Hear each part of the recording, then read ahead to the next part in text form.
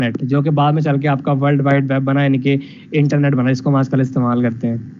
सही है। तो जो टिम बर्नर्स लिया ना, वो एक साइंटिस्ट थे, कंप्यूटर साइंटिस्ट, उन्होंने प्रोटोकॉल बनाया था HTTP, जिसे हम कहते हैं हाइपर टेक्स्ट ट्रांसफर प्रोटोकॉल। बाद में इसको HTTPS करके और सिक्योर किया गया, फिर TLS आया, ट्रांसफर लेयर सिक्योरिटी, फिर SSL आया। सही है। तो यानी कि ये सिक्योरिटी ऑटोमेटिकली बढ़ती गई। तो आज हम यहाँ पे पहुंचे हैं कि आज हम एक सिक्योर वेब को इस्तेमाल करते हैं। लेकिन ये सब कुछ हमारे पास क्या है, वेब 2.0। इसकी वजह क्या है, इसमें मसले क्या हैं, तो वो सबसे पहले डिस्कस करते हैं कि इसमें मसले क्या क्या हैं।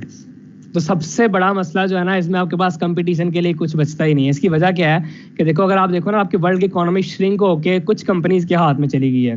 Google, Facebook, Apple, Amazon, Spotify, YouTube, Apple, ये वो कंपनीज है आपकी पूरी दुनिया का ग्लोबल डिस्ट्रीब्यूशन अनसस्टेनेबली कंट्रोल कर रही है। इसकी वजह क्या है कि देखो, गूगल का जो मार्केट कैप है वो $1 ट्रिलियन से ऊपर का है, एप्पल का $1.7 ट्रिलियन से ऊपर का है। तो जो वेल्थ है ना, यानी कि जो दौलत है, वो इन्हीं कंपनीज के गिर्द रिवॉल्व करती है, फिर वो बाहर जाती है और फिर दोबारा इन्हीं कंपनीज में वापस आ जाती है।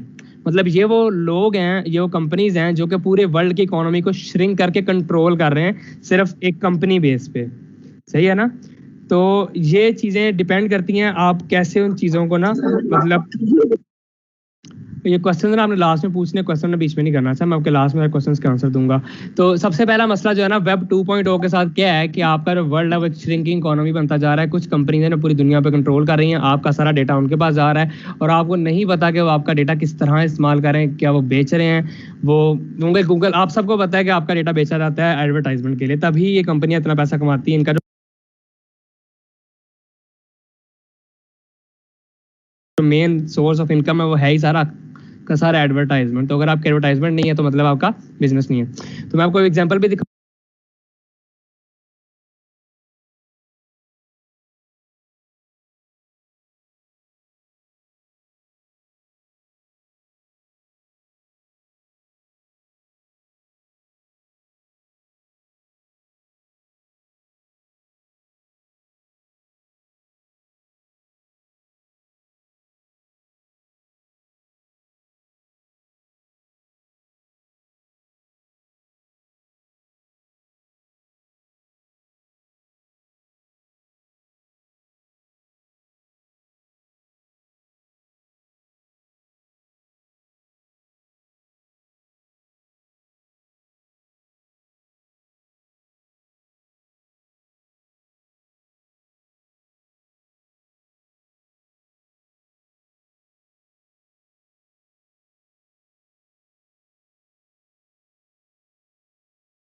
दिखाऊंगा एक बंदे की, आप अगर आपका इंटरेस्ट है ना थोड़ा सा भी हैकिंग में, साइबर सिक्योरिटी में, आपको एक एग्जांपल दूंगा एडवर्ड स्नोडन की आगे जाके, कि उसने कैसे NSA जो नेशनल सिक्योरिटी एजेंसी है अमेरिका की, सबसे ज़्यादा खतरनाक एजेंसी कहलाई जाती है दुनिया की, उसको कैसे उसने मतलब ना बताया दुनिया को उसके बारे में कि वो लोग किस तरह उनके प्रोजेक्ट का नाम था, मुझे एग्जैक्टली याद नहीं, मैं कुछ स्लाइड में बताऊंगा।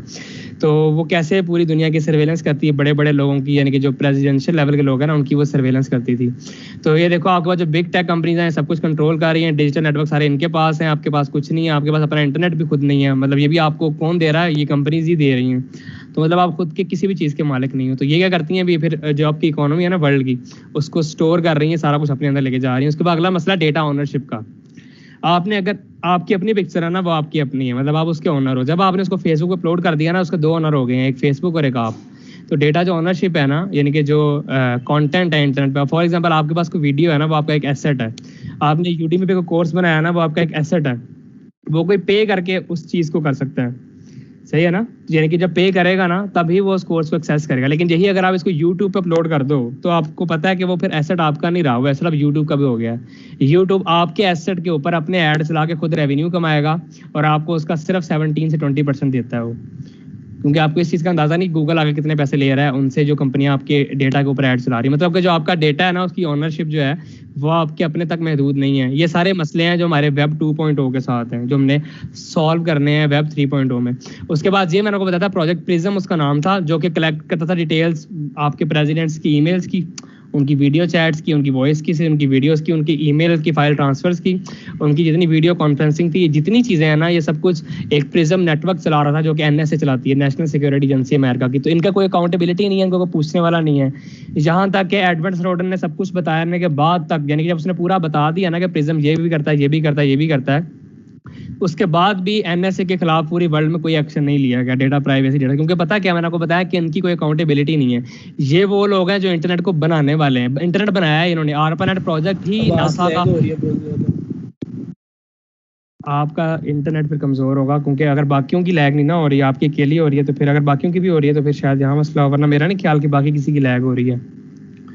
तो अच्छा मसला ये था कि जो इनकी ना कोई अकाउंटेबिलिटी नहीं है, क्योंकि देखो जब गूगल बन रहा था ना, अगर आप गूगल की डॉक्यूमेंट्री पढ़ो जाके, तो जो लैरी पेज और सर्जे ब्रिन जो गूगल बनाने वाले हैं ना, ये दोनों, इनमें से एक यहूदी है आई थिंक और एक ईसाई है शायद, इन दोनों के डायरेक्ट ताल्लुकात थे आपके एनएसए के साथ, नेशनल सिक्योरिटी एजेंसी, और वो इनको डायरेक्ट फंड करते थे कि आपने एल्गोरिथम इस तरह बनाना है, इस तरह बनाना है, इस तरह बनाना है। तो ये मैं आपको बता रहा हूँ कि अकाउंटेबिलिटी नहीं है इन कंपनीज की। जो वेब 2.0 है ना, उसमें आप इन कंपनीज को किसी भी चीज़ के लिए अकाउंटेबल नहीं कर सकते। बेशक लोग बताते भी हैं इनके बारे में कि ये कंपनी आपका डेटा स्टोर करती है, सबको पता है गूगल कांग्रेस में कितना जलील होता है हर साल जाके, जो क्वेश्चन पूछे जाते हैं उनके पास उनका डायरेक्ट जवाब नहीं होता, क्योंकि असल में वो ये काम कर रहे हैं जो उनको नहीं करना चाहिए। सही है ना? तो ये अकाउंटेबिलिटी कोई नहीं है आपके वेब 2.0 में, डेटा की परमानेंस नहीं है। अब मैं आपको बताता हूँ, आपके पास विकीपीडिया है, 4 मिलियन आर्टिकल्स हैं उस पर, एग्जाम्पल ले लो। तो अब हुआ क्या कि आप किसी ने विकीपीडिया हैक कर लिया और उसने वो सारा डेटा डिलीट कर दिया। अब आप मुझे बताओ, दुनिया का कोई ऐसा सोर्स है जिससे आप उस डेटा को वापस लेके आ सकते हो? फॉर एग्जांपल कि किसी बंदे ने विकीपीडिया को हैक किया और उसका सारे का सारा डेटा डिलीट कर दिया, तो क्या आपके पास कोई ऐसा रास्ता है पूरी दुनिया में जिससे आप उस डेटा को वापस लेके आ सको? कोई रास्ता नहीं है। इसे कहते हैं डेटा परमानेंस। आपके वेब 2.0 में जब भी कहीं डेटा रिमूव किया गया, डेटा को मूव किया गया ना, वो दोबारा उस लिंक पे आपको कभी भी अवेलेबल नहीं रहेगा, चाहे आप जो मर्जी कर लो, क्योंकि डेटा की कोई कॉपी नहीं है। सर्वर के ऊपर डेटा की एक ही कॉपी एग्जिस्ट करती है, वरना मल्टीपल कॉपीज एग्जिस्ट कर नहीं सकती। तो ये डेटा परमानेंस है, ये बहुत सीरियस मसला है वेब 2.0 का, कि अगर हल्का सा भी कुछ हैक होता है और डेटा को कोई रिमूव कर देता है, मैंने कोई एग्जांपल दी विकीपीडिया की, तो उसी सेकंड आप 4 मिलियन जो आपके पेजेस हैं इन्फॉर्मेशन के, वो सारा कुछ आपके हाथ से निकल जाएगा, आपको कुछ नजर नहीं आएगा। क्यों? क्योंकि विकीपीडिया वाज हैक्ड और उसका सारा डेटा रिमूव कर दिया गया। तो ये डेटा परमानेंस है, ये भी बहुत सीरियस मसला है वेब 2.0 का। आज से तकरीबन आई थिंक 70 ईयर्स पहले बुक बर्निंग का एक वाकया हुआ था, जिसमें सारी किताबें जला दी गई थी। तो कुछ भी नहीं बचा था, सिर्फ थोड़ा सा लिटरेचर बचा था, जो बाकी था बाकी सब जला दिया गया था। तो उसी की एग्जांपल है, मैं बता रहा हूँ कि अगर आपका कोई बंदा डेटा, आपका विकीपीडिया कोई भी आपकी वेबसाइट, आपकी डेटा की सोर्स वाली वेबसाइट, उसको हैक कर लेता है और वहाँ से डेटा को रिमूव कर देता है, तो वो डेटा आपको दोबारा कभी भी अवेलेबल नहीं होगा। ऐसे हम कहते हैं डेटा परमानेंस का मसला। उसके बाद अगला सीरियस मसला है बैंडविड्थ का। मैं आपको एग्जांपल देता हूँ, आप और आपका भाई दोनों एक ही कमरे में बैठे हो, एक ही बेड पे बैठे हो, आपने अपने भाई को कोई वीडियो भेजनी है जो कि है कह लो चलो फॉर 1 GB की वीडियो। आप क्या करते हो? आप किसी क्लाउड पे अपलोड करते हो, फॉर एग्जांपल मेगा पे कर दी, गूगल ड्राइव पे कर दी, कहीं भी कर दी, और आपका भाई उसको डाउनलोड करता है। सही है ना? ऐसे ही करते हो ना, आप एक ही नेटवर्क के ऊपर होते हो। अब मैं आपको कहता हूँ कि 30 बच्चे हैं क्लास के, 30 बच्चों ने वीडियो डाउनलोड करनी जो कि 200 MB की है। सही है? और वो एक ही नेटवर्क पे है। तो अगर आप 200 MB को कन्वर्ट करो ना 30 बच्चों के, तो वो बन जाता है 48 GB ऑफ बैंडविड्थ। मतलब कि एक ही चीज जो आपके साथ बैठा हुआ बंदा है, उसको डाउनलोड करने के लिए 48 GB की बैंडविड्थ चाहिए आपके उस इंटरनेट कनेक्शन से, जो कि नहीं होती पाकिस्तान में, तो कभी भी नहीं होती। सही है ना? पाकिस्तान में आपको पता है यूनिवर्सिटीज के वाईफाई क्या करते हैं आपके साथ? अगर आप वो तो उन्होंने राउटर काफी सारे लगाए होते हैं, अगर आप एक ही राउटर पर यूनिवर्सिटी कर दो ना पूरी की पूरी, देखना किसी का इंटरनेट कनेक्ट भी नहीं होगा उसके साथ। उसकी वजह यह है कि सारी बात है, काफी सारे लोग एक इंटरनेट से कनेक्ट हैं, वहीं से अपलोड भी हो रहा है, वहीं से डाउनलोड भी हो रहा है, तो बैंडविड्थ का मसला आ जाता है। तो वेब 2.0 में ना बैंडविड्थ का मसला क्यों? क्योंकि हम सब कुछ जो एक्सेस कर रहे हैं ना, हम IP एड्रेस से एक्सेस कर रहे हैं। IP एड्रेस मैंने पढ़ा होगा, IPv4 होता है, IPv6 होता है।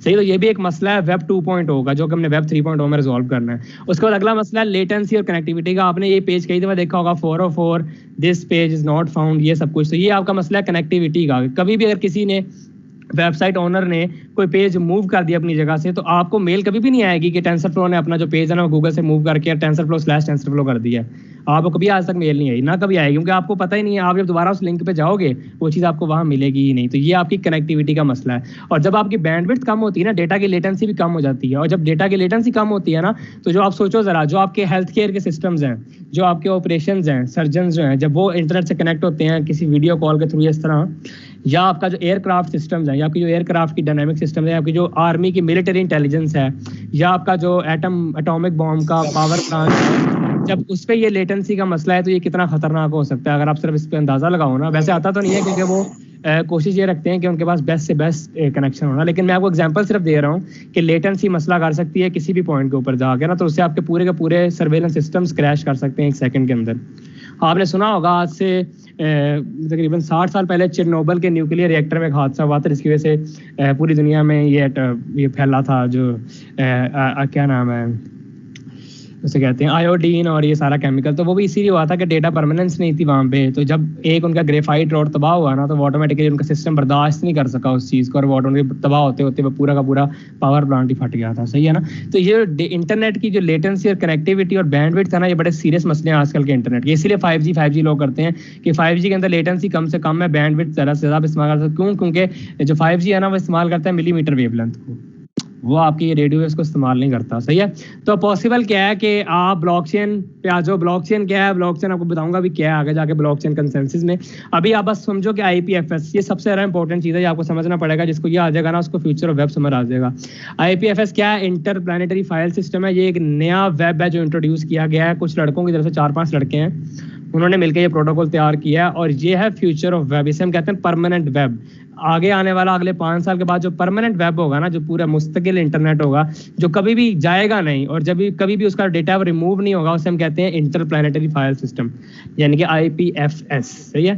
तो इसमें क्या होता है? सबसे इंपॉर्टेंट चीज़ की आपने याद रखनी, जो सबसे ज़्यादा आसान है, आप जब भी कोई चीज़ एक्सेस करते हो ना, तो आप उसके IP एड्रेस से एक्सेस करते हो। google.com ने लिखा ना, google.com, मैं आपको दिखाता हूँ। अगर आप अपना CMD खोलो ना, और यहाँ पे आप सिर्फ लिखो ट्रेसट की कमांड, TRACERT ट्रेसट, यहाँ पे लिखो google.com, तो ये आपको ना रूट ट्रेस करके देगा आपके घर के राउटर से लेके google.com तक। और ये गूगल का ना IP एड्रेस है। अगर आप इसको यहाँ से कॉपी करके पेस्ट करोगे ना, यहाँ ले जाके यहाँ पे, तो देखना आई होप सो गूगल खुलेगा। समझ आई कि नहीं आई? तो इसका मतलब क्या हुआ कि आप असल में google.com लिखे इस IP एड्रेस को एक्सेस कर रहे होते हो गूगल के डेटा सेंटर से। सही है। तो अब देखो, जो आपका डेटा है ना, वो IP एड्रेस्ड है अभी आपके वेब 2.0 में। IPFS क्या कहता है? आपका जो डेटा है ना, वो वेब एड्रेस नहीं होगा, यानी कि IP एड्रेस नहीं होगा, वो होगा कंटेंट एड्रेस्ड। गूगल के पेज का ना कोई नाम होगा, कंटेंट कुछ होगा, और उस नाम से आपका इंटरनेट होगा। फॉर एग्जांपल इस तरह करके होगा। ये भी HTTPS है ना, वो ऐसे होगा IPFS। सही है, ऐसे। और यहाँ पे आपके कंटेंट का नाम होगा। फॉर एग्जांपल गूगल है ना, तो इसके कंटेंट का नाम हम रखते हैं AFGTY78। ये आपके कंटेंट का नाम है, स्लैश, और आगे आपका जो भी पेजेस के नाम होंगे, जिस तरह भी आपकी वेबसाइट काम करती है, तो इस तरह IPFS काम करेगा। यानी कि IPFS यानी कि HTTPS खत्म हो जाएगा, उसकी जगह आएगा IPFS यानी कि इंटरप्लैनेटरी फाइल सिस्टम, और उसके बाद ये सारा आपका एड्रेस आएगा, जो भी आपके कंटेंट का एड्रेस होगा। IP एड्रेस खत्म हो जाएंगे, IP एड्रेस के बेस पे काम नहीं होगा, बल्कि कंटेंट एड्रेस की बेस पे काम होगा। ये IPFS का कॉन्सेप्ट है, जिसको फुल प्रूफ बनाती हैं काफ़ी सारी टेक्नोलॉजीज, हम उसके बाद बात करेंगे। तो IPFS क्या करता है? आपके पूरे कंप्यूटर साइंस की फील्ड को पकड़ता है, और उनमें से सब जो मेन चीज़ें उनको निकाल के ले आता है। सही है। वेब WWW आपको पता है, HTTPS यानी कि hyper text transfer protocol.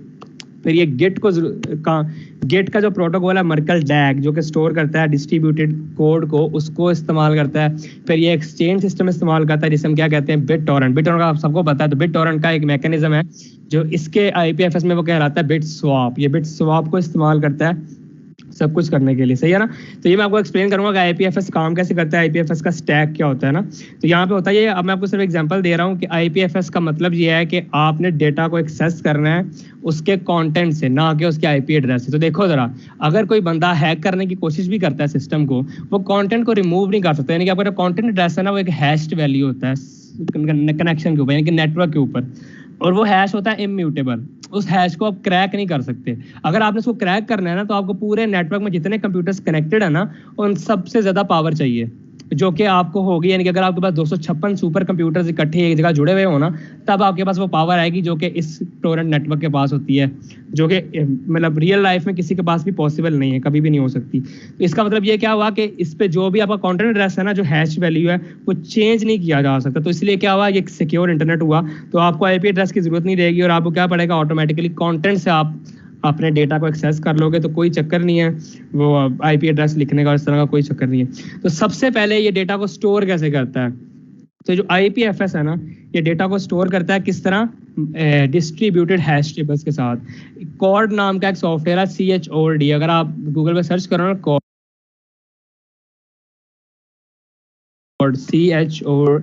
CHORD code. सही है। तो ये है जो MIT ने इजाद किया था कोड, डिस्ट्रीब्यूटेड हैश टेबल है ये तो दूसरे वाला कोड आ गया। चलो जरा, डिस्ट्रीब्यूटेड हैश टेबल। तो ये MIT ने इजाद किया था, peer to peer network code, इसका नाम है डिस्ट्रीब्यूटेड हैश टेबल। इसमें क्या होता है, अगर आप इसको ध्यान से देखो, तो जो आपका एक डिस्ट्रीब्यूटेड नेटवर्क है, इस पे काफ़ी सारे नोड्स एग्जिस्ट करते हैं ना, जो आपके पीयर्स हैं फॉर एग्जांपल, उनके पास जो भी डाटा जाता है ना वो एक हैश की फॉर्म में जाता है, यानी कि एक हैश फंक्शन होता है, वो SHA-256 हो सकता है, वो SHA-512 भी हो सकता है, कुछ भी हो सकता है। तो डेटा एक हैश फंक्शन की की बन के, यानी कि जो आपका हैश फंक्शन है ना, वो हैश भी जनरेट करता है और उसका पब्लिक और प्राइवेट की भी जनरेट करता है, तब वो जाता है आपके डिस्ट्रीब्यूटेड नेटवर्क में के पास, जिसके पास सारे नोड्स कनेक्टेड होते हैं। सही है ना। तो ये डिस्ट्रीब्यूटेड हैश टेबल्स होते हैं और यही आगे जाके आपके की वैल्यू पेयर्स बनते रहे, आगे करते हैं। उसके बाद ये इस्तेमाल करता है मर्कल डैग। मर्कल डैग क्या होता है? मर्कल ट्री भी से आप कह सकते हो। ये ना एक ग्लोरीफाइड, मतलब एक सिंगल लिंक लिस्ट की तरह, आपने पढ़ी होगी लिंक लिस्ट अपने डेटा स्ट्रक्चर्स में। तो ये क्या करता है, ये आपके हैश को कैलकुलेट करता है, उसको आगे ट्रांसफर करता है, उसको रूट हैश से मैच करता है पिछले ब्लॉक के साथ, यानी कि ये बिल्कुल इसी तरह है जिस तरह आपका गिट प्रोटोकॉल काम करता है। गिट प्रोटोकॉल क्या करता है, आपको डिस्ट्रीब्यूटेड वर्जन कंट्रोल सिस्टम दे रहा है, जो कि क्या करता है, आपके कोड की वर्जनिंग करता है। आपने गिटहब और गिट का नाम सुना हुआ है ना, तो गिटहब क्या करता है, बेसिकली गिट जो प्रोटोकॉल है वो यही करता है कि वो डिस्ट्रीब्यूटेड वर्जन कंट्रोलिंग करता है आपके कोड की, और फिर उसको आपके नोड पे अवेलेबल कर देता है। किसी भी नोड से आप उसको SSH से एक्सेस कर सकते हो, आप उसको गिट से एक्सेस कर, दोनों प्रोटोकॉल पे अवेलेबल होते हैं। तो जो गिट प्रोटोकॉल से मर्कल डैग का कॉन्सेप्ट है ना, IPFS ने वो लिया, सही है, अपने डेटा को परमानेंट रखने के लिए और डेटा को डिस्ट्रीब्यूट करने के लिए डिफरेंट अक्रॉस द नोड्स पे, सही है। और उसके बाद उन्होंने बिट स्वैप का मैकेनिज्म लिया, बिट टोरेंट से इंस्पायर होकर, कि कैसे पीयर टू पीयर नेटवर्क से आप डेटा को एक्सेस कर सकते हो। एक फाइल आपने लेनी है, आपने अपने इर्द गिर्द पीयर्स ढूंढे, आपने पीयर से कनेक्शन एस्टेब्लिश किया, आपके पास एक सर्वर है जो कि ट्रैक कर रहा है आपके उस कनेक्शन को, और आपने फाइल चंक्स में डिफरेंट कंप्यूटर से डिफरेंट टाइम पे लेते रहे, कि अगर कोई कंप्यूटर ऑफ भी हो जाता है तो उससे आपकी फाइल को डाउनलोड में फर्क नहीं पड़ेगा, क्योंकि आपका वो कंप्यूटर कहीं और से उसको लेना शुरू कर देगा। इसे कहते हैं बिट टोरेंट का एल्गोरिथम, यानी कि बिट टोरेंट का जो प्रोटोकॉल है। तो इन्होंने उसी चीज का बिट स्वैप एल्गोरिथम बनाया, जो कि इनके डेटा को परमानेंट करता है। फॉर एग्जांपल, आप अगर कोई बंदा 5 मीटर में आपके जोन में बैठा हुआ है ना, आप उसको डायरेक्ट डेटा भेज और ले सकते हो, उसे IPFS की कोई जरूरत नहीं है इंटरनेट इस्तेमाल करने की, कोई जरूरत नहीं है आपको पूरे का पूरे इंटरनेट पे जाने की। मैं आपको दिखा देता हूँ ये काम कैसे करता है। अगर आप जाओ ना IPFS, तो आप इसको डाउनलोड कर सकते हो, आप इसको नोड के साथ इस्तेमाल कर सकते हो, Node.js के साथ, सही है। तो इस पर आप जाओगे तो IPFS पावर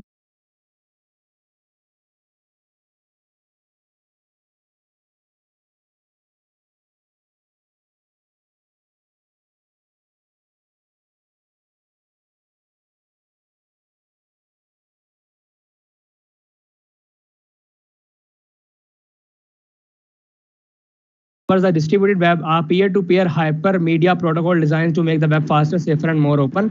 इस पर अगर आप जाओगे ना इंस्टॉल, तो आप इसको इंस्टॉल कर सकते हो नोड के थ्रू, या इसका आप डेस्कटॉप भी डाउनलोड कर सकते हो, इसका कमांड लाइन भी है और इसका कंपेनियन में इसका क्लस्टर भी है, और इसकी इंप्लीमेंटेशन गो में मिल जाएगी और जावास्क्रिप्ट में मिल जाएगी। तो इसको आप इम्प्लीमेंट करके, मेरे पास ना पता क्या टाइम नहीं है, मेरे 5 बजे तक ना आपको कंसेंसस भी सारा बताना है, तो मैं आपको एक चीज़ अब यहाँ पे खुद हाथ से लिख के नहीं बता सकता, पहले टाइम बहुत ज़्यादा हो गया। तो बस मैं आपको ना सिर्फ एक ओवरव्यू दे रहा हूँ ताकि आप आगे इस फील्ड में काम कर सको। ये बहुत ज़्यादा, मतलब आपका ये पूरे का पूरा ना फाइनल ईयर प्रोजेक्ट बन सकता है IPFS के इंटरप्लेनेटरी फाइल सिस्टम के ऊपर, अगर आप नेटवर्क्स में इंटरेस्टेड हो। यानी कि अगर आप नेटवर्क इंजीनियर बनना चाहते हो, या आप इलेक्ट्रिकल इंजीनियर हो, या मैकेनिकल तो नहीं, या आप इस तरह कह लो कि आप नेटवर्क्स इंजीनियर हो, या आप CS के भी बच्चे हो, अगर आपका नेटवर्किंग में इंटरेस्ट है, आप अपना FYP बना सकते हो, डिस्ट्रीब्यूटेड कैशिंग सिस्टम या डिस्ट्रीब्यूटेड। मैं आपको एग्जांपल दूंगा अभी आगे जाके कि कैसे लोग इन चीज़ों पे काम कर रहे हैं। अच्छा, उसके बाद अब इसका फायदा क्या होगा, जब आप इसके ऊपर अपना डेटा डालोगे ना, तो वो एक तो होगा ओपन सोर्स, क्योंकि कोई भी इसको एक्सेस कर सकता है, और प्रॉफिटेबल, जो कि आज तक इससे पहले पॉसिबल नहीं था। ओपन सोर्स कभी भी प्रॉफिटेबल नहीं होता, ओपन सोर्स कहते हैं उसका जो फ्री होता है। तो इसमें क्या होगा, आपने एक पेंटिंग बनाई है और आपने उसको कंटेंट एड्रेस करके IPFS पे डाल दिया है। अब वो पेंटिंग सिर्फ वही एक्सेस कर सकता है इसको आपका उसका कंटेंट एड्रेस पता होगा। तो आप क्या कर सकते हो, आप उसको कंटेंट एड्रेस बताने के उससे पैसे ले सकते हो, सही। यानी कि ओपन सोर्स चीज़ है पूरे इंटरनेट के ऊपर पड़ी हुई, लेकिन उसको एक्सेस करने के लिए उसको आपका वो कंटेंट एड्रेस चाहिए, सही है ना, जो कि सिर्फ उसी नोड को मिलेगा जो नोड आपके साथ डायरेक्टली कनेक्ट होगी। अंडरस्टैंड। तो इसमें आप ऑब्जेक्ट्स क्रिएट कर सकते हो IPFS के, उसको आप डाल सकते हो इंटरनेट के ऊपर, किसी भी टाइम ऑनलाइन कर सकते हो। आप अपनी पूरी वेबसाइट अभी भी बना के ना IPFS के ऊपर अपनी वेबसाइट बना के डाल सकते हो, सही है। ये अवेलेबल है, आप YouTube पे वीडियोस देखना, how to create a website on IPFS, सही है। ये इंटरनेट का फ्यूचर है, सही है। आज से 10 साल आगे की बातें आपको मैं अभी बता रहा हूँ, ताकि आपको पता हो कि जब आप आगे जाओ ना, तो आप कम से कम लोगों के मुंह की तरफ ना देखो कि हमें तो पता ही नहीं कि ये हो क्या रहा है हमारे साथ, सही है। और आपका जो इंटरनेट होगा ना, वो गुड गवर्नेंस में आ जाएगा, कम्युनिटी गवर्न इंटरनेट बन जाएगा। आप गवर्नमेंट कंट्रोल नहीं कर रही है आपके इंटरनेट को, बल्कि आप खुद कंट्रोल कर रहे हैं, क्योंकि सब कुछ आपके हाथ में, कंटेंट आपका है, और आपका जो वेबसाइट है वो कंटेंट एड्रेस है, ना कि IP एड्रेस है, जो कि गवर्नमेंट का जो आपके ISP के पास होती है ना, इंटरनेट सर्विस प्रोवाइडर के पास, वो जब चाहे आपका जो मर्जी साइट बंद कर दे, उनकी मर्जी होती है। लेकिन जब आपके पास साइट कंटेंट एड्रेस में आ जाएगी ना, तो उनका सारा इख्तियार खत्म, सारा जो पावर है वो आपके हाथ में आ जाएगा। इसे कहते हैं डिस्ट्रीब्यूटेड वेब, डिसेंट्रलाइज्ड वेब, जो फ्यूचर आने वाला है। उसके बाद सेंसरशिप रेजिस्टेंस होगा। जिस तरह आपको पता है कि कुछ ऐप्स हैं जो चाइना में बैन है, यानी कि जिस तरह आपको पता है अब इन्होंने क्या नाम है, मोस्टली जो गूगल बैन है चाइना में, यूट्यूब बैन है चाइना में, सही है। तो मतलब मोस्टली ऐप्स चाइना में बैन है क्योंकि उनका सेंसरशिप का मसला है, वो सेंसरशिप को अलाउ नहीं करते। उन्होंने सारे के सारे आईपी एड्रेस बैन किए हुए चाइना की कंट्री फायरवॉल से। चाइना की कंट्री फायर, हर मुल्क की ना कंट्री फायरवॉल होती है, सही है ना। तो चाइना ने अपनी कंट्री फायरवॉल से ना उन चीज़ों को ब्लॉक किया था। क्योंकि ब्लॉक क्यों किया, क्योंकि वो आईपी एड्रेस है। आईपी एड्रेस तो ब्लॉक किया जा सकता है, लेकिन जब कोई चीज़ कंटेंट एड्रेस होगी ना, आप उसके हैश को कैलकुलेट ही नहीं कर सकते, इम्यूटेबल हैश है, तो आप उसको कैसे ब्लॉक करोगे।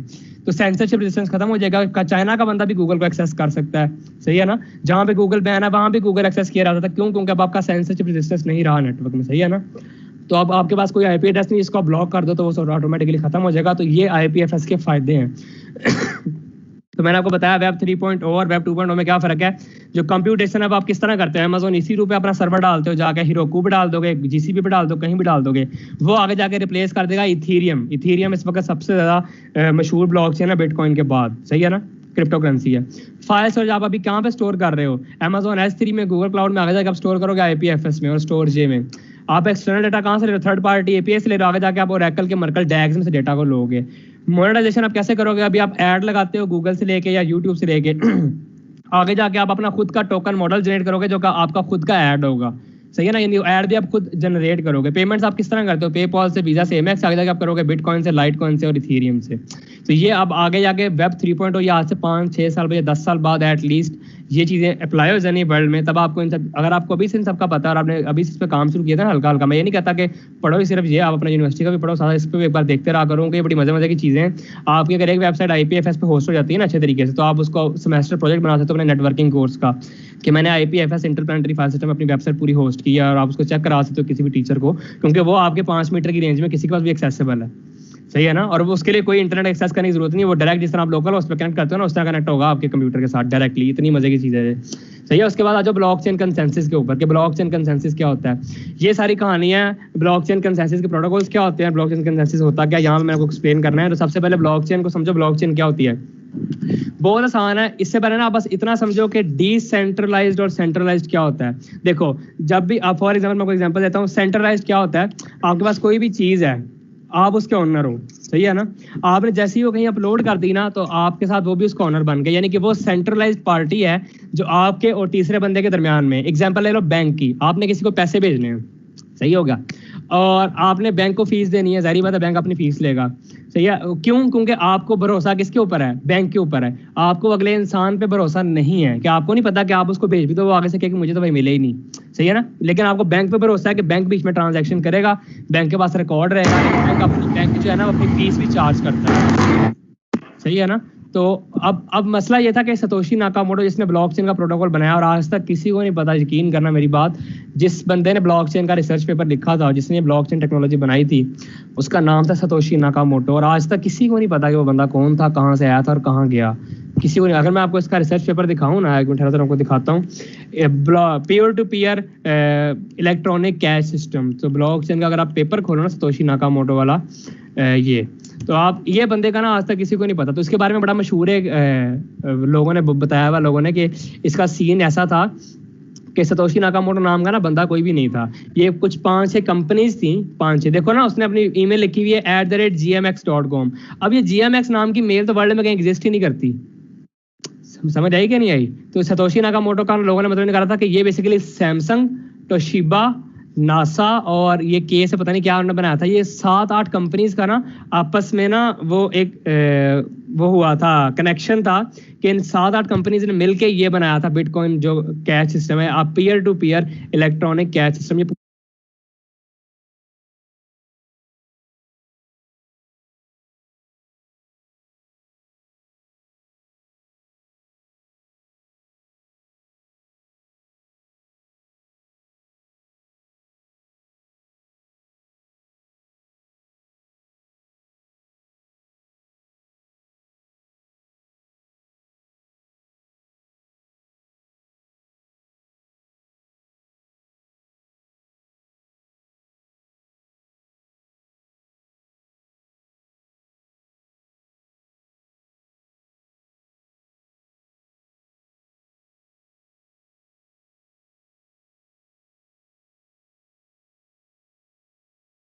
पूरा इसका रिसर्च पेपर आप इसको पढ़ भी सकते हो, ये कैसे काम करता है। तो इतना से डिटेल मेरे पास टाइम नहीं, लेकिन आप पढ़ना, मैं आपको एनकरेज करूंगा, आप रिसर्च पेपर पढ़ा करो, इससे काफी कुछ पता चलता है आपको।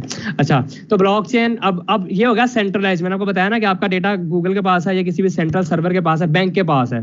तो बैंक आपकी ट्रांजेक्शन का रिकॉर्ड रखता है। सतोशी नाकामोटो ने कहा कि मुझे बैंक नहीं चाहिए बीच में, मैंने बैंक को बाहर निकालना है। तो अब उससे अगला सवाल यानी कि उसके ज़हन में यही आना था कि जाहिर बात है, अगर मैं बैंक को बीच में से निकाल दूंगा तो मैं कैसे ये सिक्योर करूंगा कि ट्रांजैक्शन वाकई उस बंदे तक गई है कि नहीं गई, या अगर नहीं भी गई तो अगर बीच में किसी ने उसको हैक कर लिया, क्योंकि इंटरनेट तो आपको पता ना हैकेबल है। तो अब उसके उसके पास चैलेंज ये था कि उसने एक अनहैकेबल टेक्नोलॉजी बनानी थी जो कि हैक ना की जा सके। सही है ना। तो उसने सोचने बैठ गया, जाहिर बात है हर चीज सोच से स्टार्ट होती है। तो उसने आइडिया सोचा, आपने सबने पढ़ी हुई, मेरे को पहले भी बताया था, आप सबने पढ़ी हुई है लिंक लिस्ट। लिंक लिस्ट में डाटा स्टोर होता है सीक्वेंस में, एक डेटा होता है और एक नोड होती है, यानी कि नोड के अंदर कुछ डाटा स्टोर होता है, उसके बाद उसका अगला पॉइंटर होता है। सही है ना, कि नेक्स्ट पॉइंटर क्या है, उसके बाद फिर नेक्स्ट पॉइंटर और प्रीवियस पॉइंटर।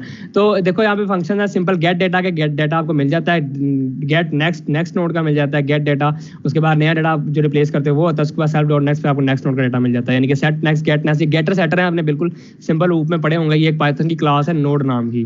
तो ये इस तरह एक नोड बना रही है हेलो स्टैक ओवरफ्लो के नाम से। तो ये बेसिक लिंक लिस्ट है, मेरा नहीं खाली समझाने की जरूरत है, आप सबको पता है लिंक लिस्ट क्या होती है।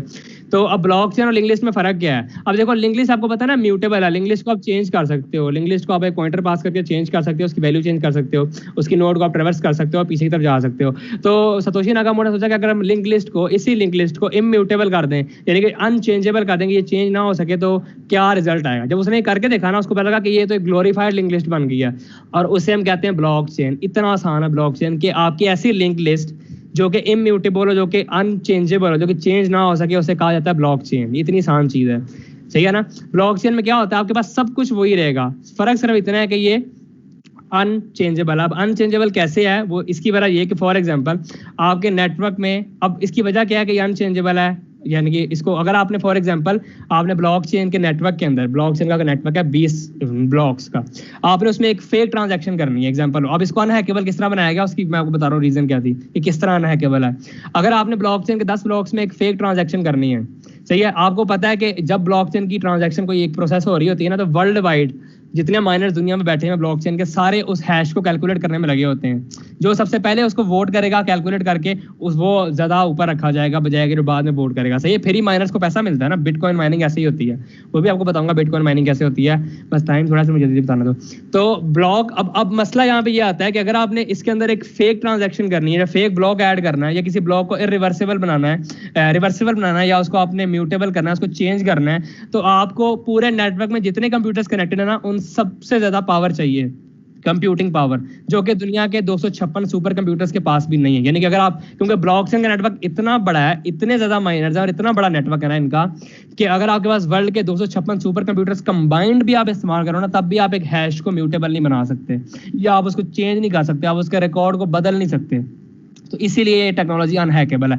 80 अरब डॉलर का मार्केट कैप है, 80 बिलियन डॉलर का मार्केट कैप ब्लॉकचेन का है, और 7 से 8 साल हो गए हैं इसको 80 बिलियन डॉलर पे रीच किए, और आज तक कोई एक बंदा भी इसके अंदर हैक नहीं कर पाया। सही है ना। वर्ल्ड वाइड चैलेंजेस लगते हैं हर साल के ब्लॉकचेन के अंदर, कोई हैक करके दिखाया, कोई नहीं कर पाता, क्योंकि इसका हैश ही इतना सख्त है, और दो दो हैशिंग स्कीम्स हैं, आपको अगला हैश कैलकुलेट करने के लिए पिछला हैश भी पता होना चाहिए। तो जब तक आप उसको नॉन्स, यानी कि नॉन्स होता है वैल्यू ऑकरिंग ओनली वंस। इंशाल्लाह मैं आपको ना किसी, खुद में सेशन कराऊंगा किसी दिन ब्लॉकचेन पे ना, तो मैं आपको सारा एक्सप्लेन करूंगा, प्रूफ ऑफ वर्क ना डिराइव करके दिखाऊंगा पाइथन के अंदर कि ये सब कुछ होता है कैसे असल में। तो वो जब आप नॉन्स कैलकुलेट करते हैं, नॉन्स क्या होता है, नंबर ऑकरिंग ओनली वंस, नॉन्स जो है ना ये वाला। तो आपने इस नॉन्स को कैलकुलेट करना होता है with respect to time stamp और प्रीवियस हैश। सही है, आपको मैं इसकी एग्जांपल एक दिखाता हूँ, आई थिंक मेरे यहाँ पे ना ये लिंक है, लिंक पे जाना, मैं आपको यहाँ पे एग्जांपल दिखाता हूँ। ये आपके पास ब्लॉक है ना, ये देखो यहाँ पे ये नॉन्स है मेरे पास, और ये मेरा पहला ब्लॉक है। मेरे पास डाटा कुछ भी है, मैंने किसी को ना मैसेज भेजना है, फॉर एग्जांपल मैंने मैसेज भेजना है कि I miss you for example, सही है ना, यानी कि बड़ा ही सीक्रेट मैसेज है, तो मैंने ये उसको भेजना है। तो मैं जैसे इसमें माइन क्लिक करूंगा, आप देखना नॉन्स चेंज होगा। वो क्या करेगा, आपके प्रीवियस जो आपका जो भी प्रीवियस है उसने इनिशियलाइज किया ना, उसके रिस्पेक्ट से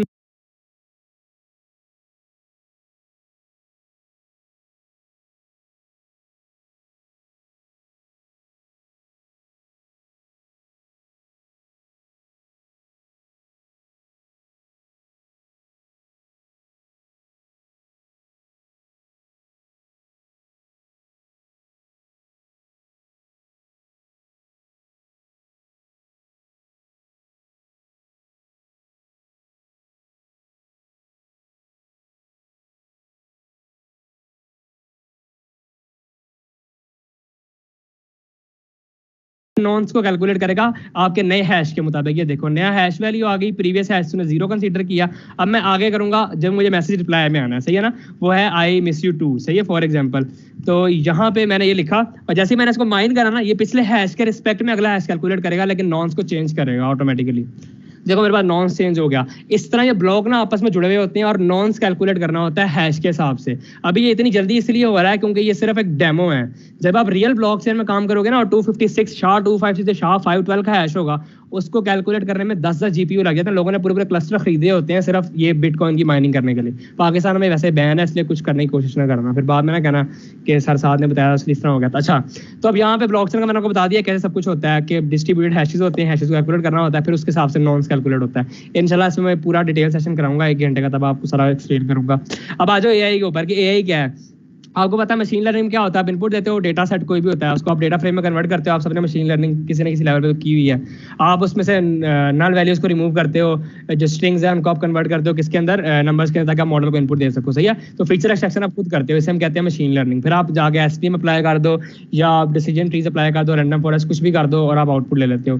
डीप लर्निंग में क्या होता है कि जो फीचर एक्सट्रैक्शन का पार्ट होता है वो इंसान नहीं करता, वो डीप लर्निंग का मॉडल खुद करता है। यानी कि जो डीप लर्निंग का मॉडल उसको सिर्फ आप इनपुट दोगे, वो फीचर एक्सट्रैक्शन खुद भी करेगा, क्लासिफिकेशन भी खुद करेगा, आपको कुछ करने की जरूरत नहीं है। तो ये आपको पहले से पता है कि आर्टिफिशियल इंटेलिजेंस एक बहुत बड़ी फील्ड है, 50 से ऊपर फील्ड्स का ना कॉम्बिनेशन है।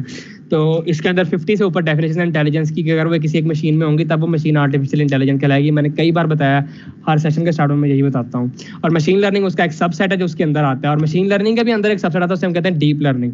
इसमें सिर्फ और सिर्फ न्यूरल नेटवर्क्स होते हैं जो कि आपके सारे काम करते हैं। तो अब देखो जो आपके एआई मॉडल्स हैं प्रोबेबिलिस्टिक हैं, आपको उनका आंसर नहीं पता, हर वक्त चेंज हो रहे हैं, वेट्स को अपडेट कर रहे हैं, बैक प्रोपेगेट कर रहे हैं, और ये एल्गोरिथम है जो कि रियलिटी को सिर्फ गेस कर सकते हैं, एक्यूरेटली प्रेडिक्ट अभी तक नहीं कर सकते, सही है ना। यानी एआई जो है वो अभी तक आपके किसी भी प्रोबेबिलिस्टिक मेथड को एक्यूरेटली एक्सप्लेन अभी तक नहीं कर पाई, सही है ना। यानी कि 100% तो कोई भी नहीं बता पाता, सही है। तो ये प्रोबेबिलिस्टिक मॉडल होते हैं, जबकि ब्लॉकचेन जो है ना वो बिल्कुल उल्टा है इसके। वो डिटर्मिनिस्टिक है, आपको पहले से पता होता है कि कौन सा हैश कहाँ पे किस तरह आना है, प्रीवियस हैश आपको पहले से पता होता है, उसी के रिस्पेक्ट में आप नया हैश कैलकुलेट करते हो नॉन्स के हिसाब से। तो ये डिटर्मिनिस्टिक टेक्नोलॉजी है, यानी कि ये प्रोबेबिलिस्टिक नहीं है, आपको पहले से पता होता है, और ये परमानेंट है, ये चेंज नहीं होती। मैंने आपको बताया ना कि ब्लॉकचेन इम्यूटेबल है। एक बार जो ट्रांजैक्शन स्टोर हो गई ब्लॉकचेन पे, वो कभी भी हैक या चेंज नहीं की जा सकती।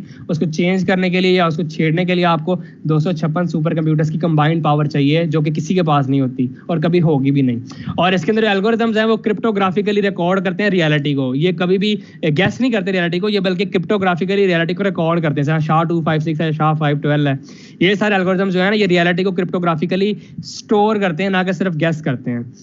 तो ये मैंने आपको बता दिया कि इनका क्या है, ये सारा नीचे वही लिखा हुआ है मैंने। अच्छा, उसके बाद अब यहाँ पे आ जाओ कि बिजनेस कैसे करना है। तो ये पहला बिजनेस की एग्जांपल दे रहा हूँ, ओपन माइंड। एंड्रयू ट्रास्क नाम का एक बंदा है जो कि गूगल डीप माइंड रिसर्चर है, और डीप माइंड में भी रिसर्चर है, गूगल ब्रेन में भी रिसर्चर है, और ऑक्सफोर्ड यूनिवर्सिटी में PhD रेसिपिएंट भी है। उस बंदे का प्रोजेक्ट है, हम कहते हैं ओपन माइंड। अगर आप जाओ ना वेबसाइट पर, दुनिया का वाहिद प्रोजेक्ट है जिसको पूरी दुनिया मानती है कि इस तरह का प्रोजेक्ट पूरे इंटरनेट के ऊपर कोई नहीं है, सही है ना। और ये इतना पावरफुल प्रोजेक्ट है ना, अगर आपको सिर्फ ओपन माइंड इस्तेमाल करना आ जाए ना, आप एआई के उस लेवल पे जाओगे जिस लेवल में पूरे पाकिस्तान में अभी तक कोई काम नहीं कर रहा, सही है। ओपन माइंड क्या है? ये एक डिसेंट्रलाइज्ड आर्टिफिशियल इंटेलिजेंस है। डेटा सेट और मॉडल दोनों, किसी को नहीं पता होता कहाँ से मॉडल आ रहा है, कहाँ से डेटा सेट आ रहा है। कभी भी आप डेटा सेट को ना कहीं अपलोड नहीं करते। यहाँ पे आपको डिस्ट्रीब्यूटेड एक नेटवर्क मिलता है जिसमें सब कुछ स्टोर होता है, और वहीं से आप इन्फॉर्मेशन गेट करते हो, और आपको नहीं पता कि वो डेटा जिस पर मॉडल ट्रेन कर रहे हो वो किसका है और कहाँ से आ रहा है। आप सिर्फ उसको पे करते हो मॉडल की ट्रेनिंग करने के लिए। तो ये देखो ये इस तरह काम करता है। इसमें स्मार्ट कॉन्ट्रैक्ट्स एक नाम की चीज़ इस्तेमाल होती है। इंशाल्लाह स्मार्ट कॉन्ट्रैक्ट से मैं आपको पूरा एक सेशन करवाऊंगा इथेरियम के ऊपर, सही है। वो भी आगे जाकर कराऊंगा कि स्मार्ट कॉन्ट्रैक्ट कैसे बनाते हैं, वैल्यू ट्रांसफर कैसे काम करती है। तो इसमें भी आप बस इतना समझो कि आप एक डेटा साइंटिस्ट हो। मसला यहाँ पे क्या था जो ओपन माइंड ने सॉल्व किया, बहुत सिंपल मसला आपको बताता हूँ। आप एक डेटा साइंटिस्ट या आप एक मशीन लर्निंग इंजीनियर हो, एग्जाम्पल लेते हैं, समझ आई। तो अब मसला ये है कि अगर आपने डेटा अपलोड किए, और डेटा है ना आपके पास, फॉर एग्जांपल आपके पास, आप एक हॉस्पिटल में सर्जन हो और आपके पास डेटा है जो आपने सर्जरीज की है उनका, क्या पेशेंट की हालात थे, क्या सब कुछ था। आप उस डेटा के ना ओनर हो, यानी कि आप उस डेटा के मालिक हो। वो डेटा और किसी के पास नहीं, सिर्फ आपके पास, और आप खुद उसके ओनर हो, समझ रही। अब वो होता ही है कि आप उस डेटा को ना अपलोड करते हो किसी कैगल के ऊपर फॉर एग्जांपल। तो आप मुझे बताओ क्या आप उसके मालिक रहोगे? अब तो कैगल भी उसका मालिक है, कैगल उस डेटा को जिस मर्जी इस्तेमाल करे। आपको क्या पता वो किसको आगे दे रहे हैं, किसको नहीं दे रहे, आपको तो नहीं ना पता। कैगल तो डेटा तो कैगल के सर्वर में स्टोर हो गया जाके। अब मैं एक डीप लर्निंग इंजीनियर हूँ, मेरा मॉडल है, मैं अगर मॉडल भी अपना अमेजोन पर अपलोड कर देता हूँ, वो डेटा सेट भी चला गया अमेजोन पे, सही है, मेरा मॉडल भी चला गया, तो अब मुझे बताओ, ना तो मैं डेटा सेट का मालिक रहा, ना मैं मॉडल का मालिक रहा, दोनों के मालिक कौन बन गया? अमेजोन। अमेजोन उसको जैसे मर्जी इस्तेमाल करे, वो बेशक उसको डाउनलोड करके अपने कामों के लिए इस्तेमाल करे, जैसे मर्जी इस्तेमाल करे, मैं उसका बिल्कुल, मुझे नहीं पता कि वो कैसे इस्तेमाल कर रहे हैं उस चीज़ को। मसला समझ आ रहा है ना, कि जो डेटा साइंटिस्ट का डेटा है और उसका जो मॉडल है, दोनों ही सिक्योर नहीं है। जैसे ही वो कहीं अपलोड हुए हैं, वो कैसे इस्तेमाल होते हैं कोई पता नहीं है। तो ये ओपन माइंड ने ये मसला सॉल्व किया, एंड्रयू ट्रास्क नाम के बंदे ने, जो कि आप इसका कोर्स पढ़ना, मैं आपको ये बता भी देता हूँ, ये चीज़ें बताता रहता हूँ ताकि आप ना सीखो, बजाय कि लोगों के ऊपर भरोसा करो। यूडेसिटी पे कोर्स है डिफरेंशियल प्राइवेसी का, जो कि एंड्रयू ट्रास्क खुद करवाता है, सही है ना। ये कोर्स करना आपकी अकल खुल जाएगी कि दुनिया में एआई सिक्योर कैसे की जा सकती है। मेरी रिसर्च जो है ना, वो है इस फील्ड पे कि सिक्योर एंड प्राइवेट एआई कैसे होती है, सही है। जो मेरा रिसर्च पेपर भी आना है ना, जो हम यूएमटी के कुछ लोग उनके साथ मिलकर लिख रहे हैं, वो है ही सिक्योर प्राइवेट एआई पे। फ्री कोर्स है, देखो यहाँ पे फ्री लिखा हुआ नजर आ रहा है। ये कोर्स आपको खुद करा रहा है एंड्रयू ट्रास्क। मैं आपको एक बार चला के भी दिखा देता हूँ, सही है ना। जो क्रिएटर है ना ओपन माइंड का, ये खुद ये कोर्स करवा रहा है। तो ये एंड्रयू ट्रास्क ने बनाया, मैंने ये कोर्स पहले भी लिया हुआ है, तो ये मैं आपको बताऊंगा, आप इसको ले सकते हो जब आप चाहो ना। मतलब ये सेल्फ पेस्ड है, एक बार आपने एनरोल कर लिया दोबारा ये कहीं भी नहीं जाएगा। तो ये डिफरेंशियल प्राइवेसी का पहला इसका लेक्चर है, डिफरेंशियल प्राइवेसी के ऊपर, के डिफरेंशियल प्राइवेसी असल में होती क्या है। तो सर प्लीज ये लिंक शेयर कर देंगे चैट में। हाँ, मैं सब कुछ शेयर करूंगा आपके साथ, अभी ये लास्ट में ना सारे लिंक मैं शेयर कर दूंगा। अच्छा, तो ये आपके पास ओपन माइंड का मैंने बता दिया। अगर आपने एआई में रिसर्च करनी है ना, तो ओपन माइंड वाइज प्लेटफॉर्म में हम एआई रिसर्च कर सकते हो, अपना एफवाईपी बना सकते हो, एक खुद की डिसेंट्रलाइज्ड ऑटोनोमस नेटवर्क बना सकते हो पूरे का पूरा, जिसके ऊपर डेटा सिक्योर होगा, किसी के पास नहीं जाएगा। तो ये आपका एफवाईपी, बल्कि ऐसा एफवाईपी होगा, इस पर आपका मास्टर्स में एडमिशन 1 सेकंड में होगा, बाहर किसी यूनिवर्सिटी के अंदर। क्योंकि ये वो बातें मैं आपको बता रहा हूँ, ये वो बातें मैं आपको बता रहा हूँ जिसके बारे में किसी को नहीं पता, जन मैं बता रहा हूँ। अगर आप यहाँ तक पहुंच चुके हो ना 7 में, तो मतलब ये कि आप वाकई सीखना चाहते हो कोई चीज। इन चीजों के बारे में किसी को नहीं पता ना, कभी आपको ये बातें कोई बताएगा, सही है ना, क्योंकि लोग छुपा के रखते हैं। इनको किसी को कोई चीज पता होता है ना, कभी किसी को बताते नहीं है। अच्छा, अगली एग्जांपल है न्यूमेराई की। न्यूमेराई वही है जो मैं आपको बता रहा हूँ, न्यूमेराई एक प्लेटफॉर्म है एआई का। अगर मैं आपको इसका दिखाऊं ना, तो जो न्यूमेराई है ना, ये भी एक प्लेटफॉर्म है जो कि डेटा साइंटिस्ट के लिए बनाया गया था। ये भी ब्लॉकचेन को इस्तेमाल करता है बैक एंड के ऊपर। ये सारी मैं आपको रियल वर्ल्ड ना बिजनेसेस बता रहा हूँ, जो बिजनेस इस्तेमाल करते हैं और ये पैसा कमा रहे हैं। तो देखो, ये आपको पता लगेगा, hardest data science tournament on the planet. अब ये क्या करता है, देखो, build the world's open hedge fund by modelling the stock market. समझ रही? अब हेज फंड क्या होता है और ये मॉडलिंग क्या होती है, मैं थोड़ा सा एक्सप्लेन कर देता हूँ। न्यूमेराई कैसे काम करता है। आप एक डेटा साइंटिस्ट हो, आपने डेटा आपको न्यूमेराई ने देना है। न्यूमेराई के पास आप सबमिशन करते हो और वो आपको मेल करती है कि आपका जो है ना इवेंट तैयार है, या आपका जो है ना वो जो आपने सबमिट किया था ना कि मेरे इस इवेंट में रहना, वो अब तैयार है, तो आ जाओ ना, आप हमको डेटा देते हैं। तो न्यूमेराई ना आपको एक लिंक देगा जो कि एक डिसेंट्रलाइज्ड लिंक होगा, वो सिर्फ आप एक्सेस करते हो, आपके अलावा कोई एक्सेस नहीं कर सकता। आप वहां से डेटा को डाउनलोड करोगे और अपना मॉडल उस पर ट्रेन करोगे। न्यूमेराई आपको ये कहता है अपना मॉडल अपलोड करो वापस न्यूमेराई के पास। आप अपना मॉडल अपलोड करते हो न्यूमेराई के पास, और आप साथ ना आप न्यूमेराई को एक टोकन देते हो जो आपके मॉडल का स्पेसिफिक होता है, और ये न्यूमेराई खुद आपको देता है आपके डेटा, आपके मॉडल को। और ये वो इनबिल्ट, न्यूमेराई के अंदर इनबिल्ट एक करेंसी टोकन है एनएमटी के नाम से। न्यूमेराई उसको इस्तेमाल करता है और आपके मॉडल को एक टोकन देता है जो आपके मॉडल को बाकियों सबसे अलग करता है, कि आपके बाकी जो मिक्स ना हो जाए ना।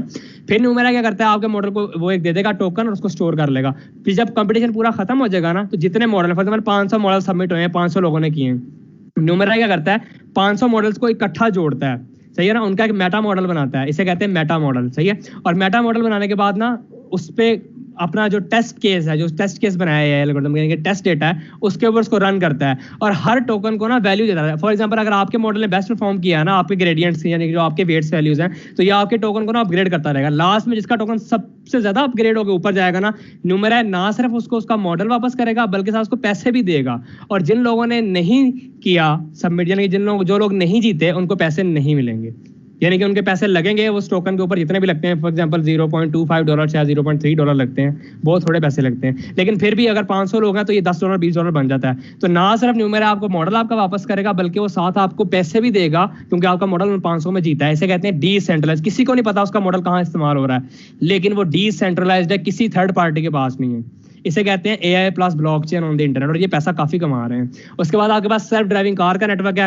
अब आप मुझे एक बात बताओ, अगर मैं पाकिस्तान में 100 सेल्फ ड्राइविंग कार्स बनाता हूँ और उनको मैं एक सेंट्रल सर्वर से जोड़ देता हूँ, मेरे पास सिर्फ एक सर्वर सबको कंट्रोल कर रहा है, सारी सेल्फ ड्राइविंग कार्स को एक सर्वर कंट्रोल कर रहा है। अब खुदा ना खास्ता वो सर्वर अगर हैक हो जाता है, अल्लाह ना करे ऐसा हो किसी के साथ भी, अगर वो सर्वर हैक हो जाता है, तो मुझे बताओ जो सेल्फ ड्राइविंग कार में लोग बैठे हैं या कोई भी अगर है, कोई भी एंटिटी है, तो वो क्या क्या नहीं कर सकता उन कार्स के साथ, सही है ना। अब वो अगर हैक रहा 10 दिन 20 दिन, तो जितने लोग बैठ रहे हैं उनकी इमेजेस, उनकी वीडियोस, जो वो एक्टिविटी कर रहे हैं, सब कुछ स्टोर रहेगा उस हैकर के पास, समझ आई कि नहीं आई? तो सेल्फ ड्राइविंग कार को अगर आप किसी एक नेटवर्क से जोड़ दोगे तो बड़ा खतरनाक हो सकता है किसी भी वक्त। तो यहाँ पे फिर ब्लॉकचेन काम आती है कि आप सेल्फ ड्राइविंग कार को ना डिस्ट्रीब्यूटेड नेटवर्क से कनेक्ट कर दो, यानी कि एक ब्लॉकचेन के ऊपर रख दो सेल्फ ड्राइविंग कार्स को, कि वो आपस में सेल्फ ड्राइविंग कार्स ना खुद बातें करेंगी ब्लॉकचेन के थ्रू। फॉर एग्जांपल किसी कार का पेट्रोल खत्म होता है ना, वो दूसरी कार को मैसेज करेगी ब्लॉकचेन के थ्रू कि मेरा पेट्रोल खत्म हुआ तो मैं अपने कुछ बिटकॉइन के रिसोर्सेज को इस्तेमाल करके पेट्रोल भरा रही हूँ। दूसरी कार को पता होगा कि उस कार ने पेट्रोल भरवाया। तो ये सब कुछ ना एक नोड के ऊपर पड़ा हुआ होगा, यानी कि ट्रांसपेरेंट होगा। जिसके पास भी ये नोड कंट्रोल है ना, वो सब कुछ देख रहा है कि कारें आपस में किस तरह बात कर रही हैं। तो ये कोई भी ना मतलब वो सेंट्रलाइज नहीं है कि सिर्फ एक बंदे के पास ताकत है और बाकी किसी के पास नहीं। ये पूरा नेटवर्क बनेगा जिसमें सारी की सारी कार्स आपस में बातें कर रही होंगी, और जो भी वो डिसीजंस लेंगी ना, जो भी वो काम करेंगी, सब कुछ नोड पे रजिस्टर किया जाएगा। और अगर कहीं बाद में एक्सीडेंट होता है, जब कोई मसला आता है, कार खराब हो जाती है, तो हमें पता होगा, हम सिर्फ नोट को खोल के देखेंगे कि उस जगह पे कार ने क्या वैल्यू दी थी, और हम उससे पता करेंगे कार में मसला ये था। तो इस तरह कारें या मशीन्स आपस में बातें कर सकती हैं। अगर एआई एक ब्लॉकचेन के ऊपर रहना शुरू कर देना, तो वो इतनी स्ट्रांग हो सकती है कि वो आपस में बातें कर सकती है। मैं आपको यही बताने लगा था अभी, अगला कॉन्सेप्ट जो है ना वो इसी चीज का है। तो यहाँ पे आता है दुनिया का सबसे खतरनाक तरीन आइडिया है, मेरी बात याद रखना। ये आइडिया मैं आपको आज बताने लगा हूँ ना, ये बातें आपको मैं बता रहा हूँ मास्टर्स या पीएचडी लेवल में भी कोई नहीं बताएगा कि डाओ क्या होता है। ये दुनिया का सबसे खतरनाक तरीन आइडिया है, और यही है जो कॉन्सेप्ट मूवीज में दिखाया जाता है कि एक ईडन प्रोजेक्ट है या कोई प्रोजेक्ट या था। अगर आपने जस्ट कॉज खेली है, आपने सुना होगा ब्लैक हैंड का नाम, और आपने प्रोजेक्ट यापा का सुना होगा, सही है ना? यानी कि वो गेम्स में, कॉल ऑफ ड्यूटी में भी आपने कई बार देखा होगा कि वो मोटर न्यूरॉन सिग्नल्स के थ्रू, अगर आपने वो ब्लैक ऑप्स 3 खेली है या ब्लैक ऑप्स 4 खेली, तो आपको पता होगा कि ये एक सेंट्रलाइज सर्वर, यानी कि कोई ऐसा कंप्यूटर जो पूरी दुनिया को कंट्रोल कर रहा है, और वही सारे वो खुद से रोबोट बनाई जा रहा है, वो खुद से। तो वो जो कॉन्सेप्ट है ना मूवीज में दिखाते हैं, उससे हम रियल वर्ल्ड में हमारी दुनिया में कहते हैं डाउज, यानी कि डिस्ट्रीब्यूटेड ऑटोनमस ऑर्गेनाइजेशन, यानी कि ऐसी ऑर्गेनाइजेशन जिसपे एआई रहती है और वो ब्लॉकचेन पे, और वो अपने आप को खुद ग्रो कर सकती है। ये खतरनाक तो बहुत ज्यादा है, लेकिन ये इतना अच्छा भी है अगर आप इसको अप्लाई करो ना वेदर सिस्टम्स के ऊपर या रडार सिस्टम्स के ऊपर या सिक्योरिटी के ऊपर, तो ये काफी मजेदार चीज बन सकती है। लेकिन ये खतरनाक है, ये हमारे ऊपर, अपने ऊपर डिपेंड करता है ह्यूमंस के ऊपर, हम इसको किस तरह इस्तेमाल करते हैं। ये खतरनाक कैसे है, आपको एक एग्जांपल दूंगा। डिस्ट्रीब्यूटेड, ये देखो, डिसेंट्रलाइज्ड ऑटोनमस ऑर्गेनाइजेशंस, ऐसी ऑर्गेनाइजेशन जो कि खुद ब खुद चीजें खरीद सके, बेच सके और अपने आप को बढ़ा सके। आपको एग्जांपल दे रहा हूँ, ध्यान से समझना। ये मैंने एक एग्जांपल क्रिएट की आर्ट डाओ के नाम से। आर्ट ये एक एआई है, यानी कि एआई जो कि गैन से, यानी कि जनरेटिव एडवर्सेरियल नेटवर्क से एक आर्ट को जनरेट करती है, या किसी न्यूरो एवोल्यूशन से कोई भी मॉडल ले लो, एक आर्ट जनरेट करती है एआई खुद से, यानी कि एआई ब्लॉकचेन के ऊपर रह रही है और वो खुद से ना आर्ट को जनरेट करती है। अब वो क्या करेगी, क्योंकि सारी बात अब डिसेंट्रलाइज्ड सर्वर के ऊपर है, किसी को नहीं पता कि वहां पे क्या हो रहा है। डिसेंट्रलाइज्ड सर्वर किसी के पास भी नहीं होते, वो सबके पास होते हैं, सही है ना?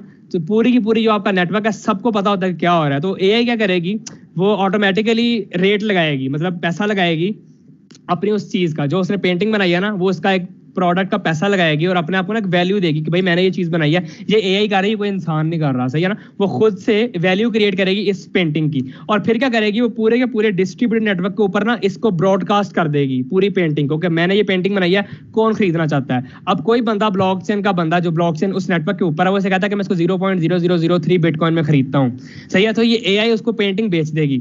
अब एआई क्या करेगी, उस पैसे को इस्तेमाल करेगी अपने रिसोर्सेज को बढ़ाने के लिए, मोर कंप्यूटिंग पावर, यानी कि एआई खुद से कंप्यूटिंग पावर को खरीदेगी कि मुझे 10 जीपीयू और चाहिए या मुझे 10 जीबी रैम और चाहिए अपने आप को और स्ट्रॉन्ग बनाने के लिए। इस तरह फिर वो अगली बार 10 पेंटिंग जनरेट करेगी, फिर वो 20 पेंटिंग जनरेट करेगी, और वो बेच के अपने आप को और स्ट्रॉन्ग करेगी। और एक ऐसा वक्त आएगा कि जब वो बन जाएगी पूरी की पूरी एक डिस्ट्रीब्यूटेड, यानी कि डिसेंट्रलाइज्ड ऑटोनमस ऑर्गेनाइजेशन, जो कि बड़ी खतरनाक चीज बन सकती है इंसानियत के लिए आगे जाके।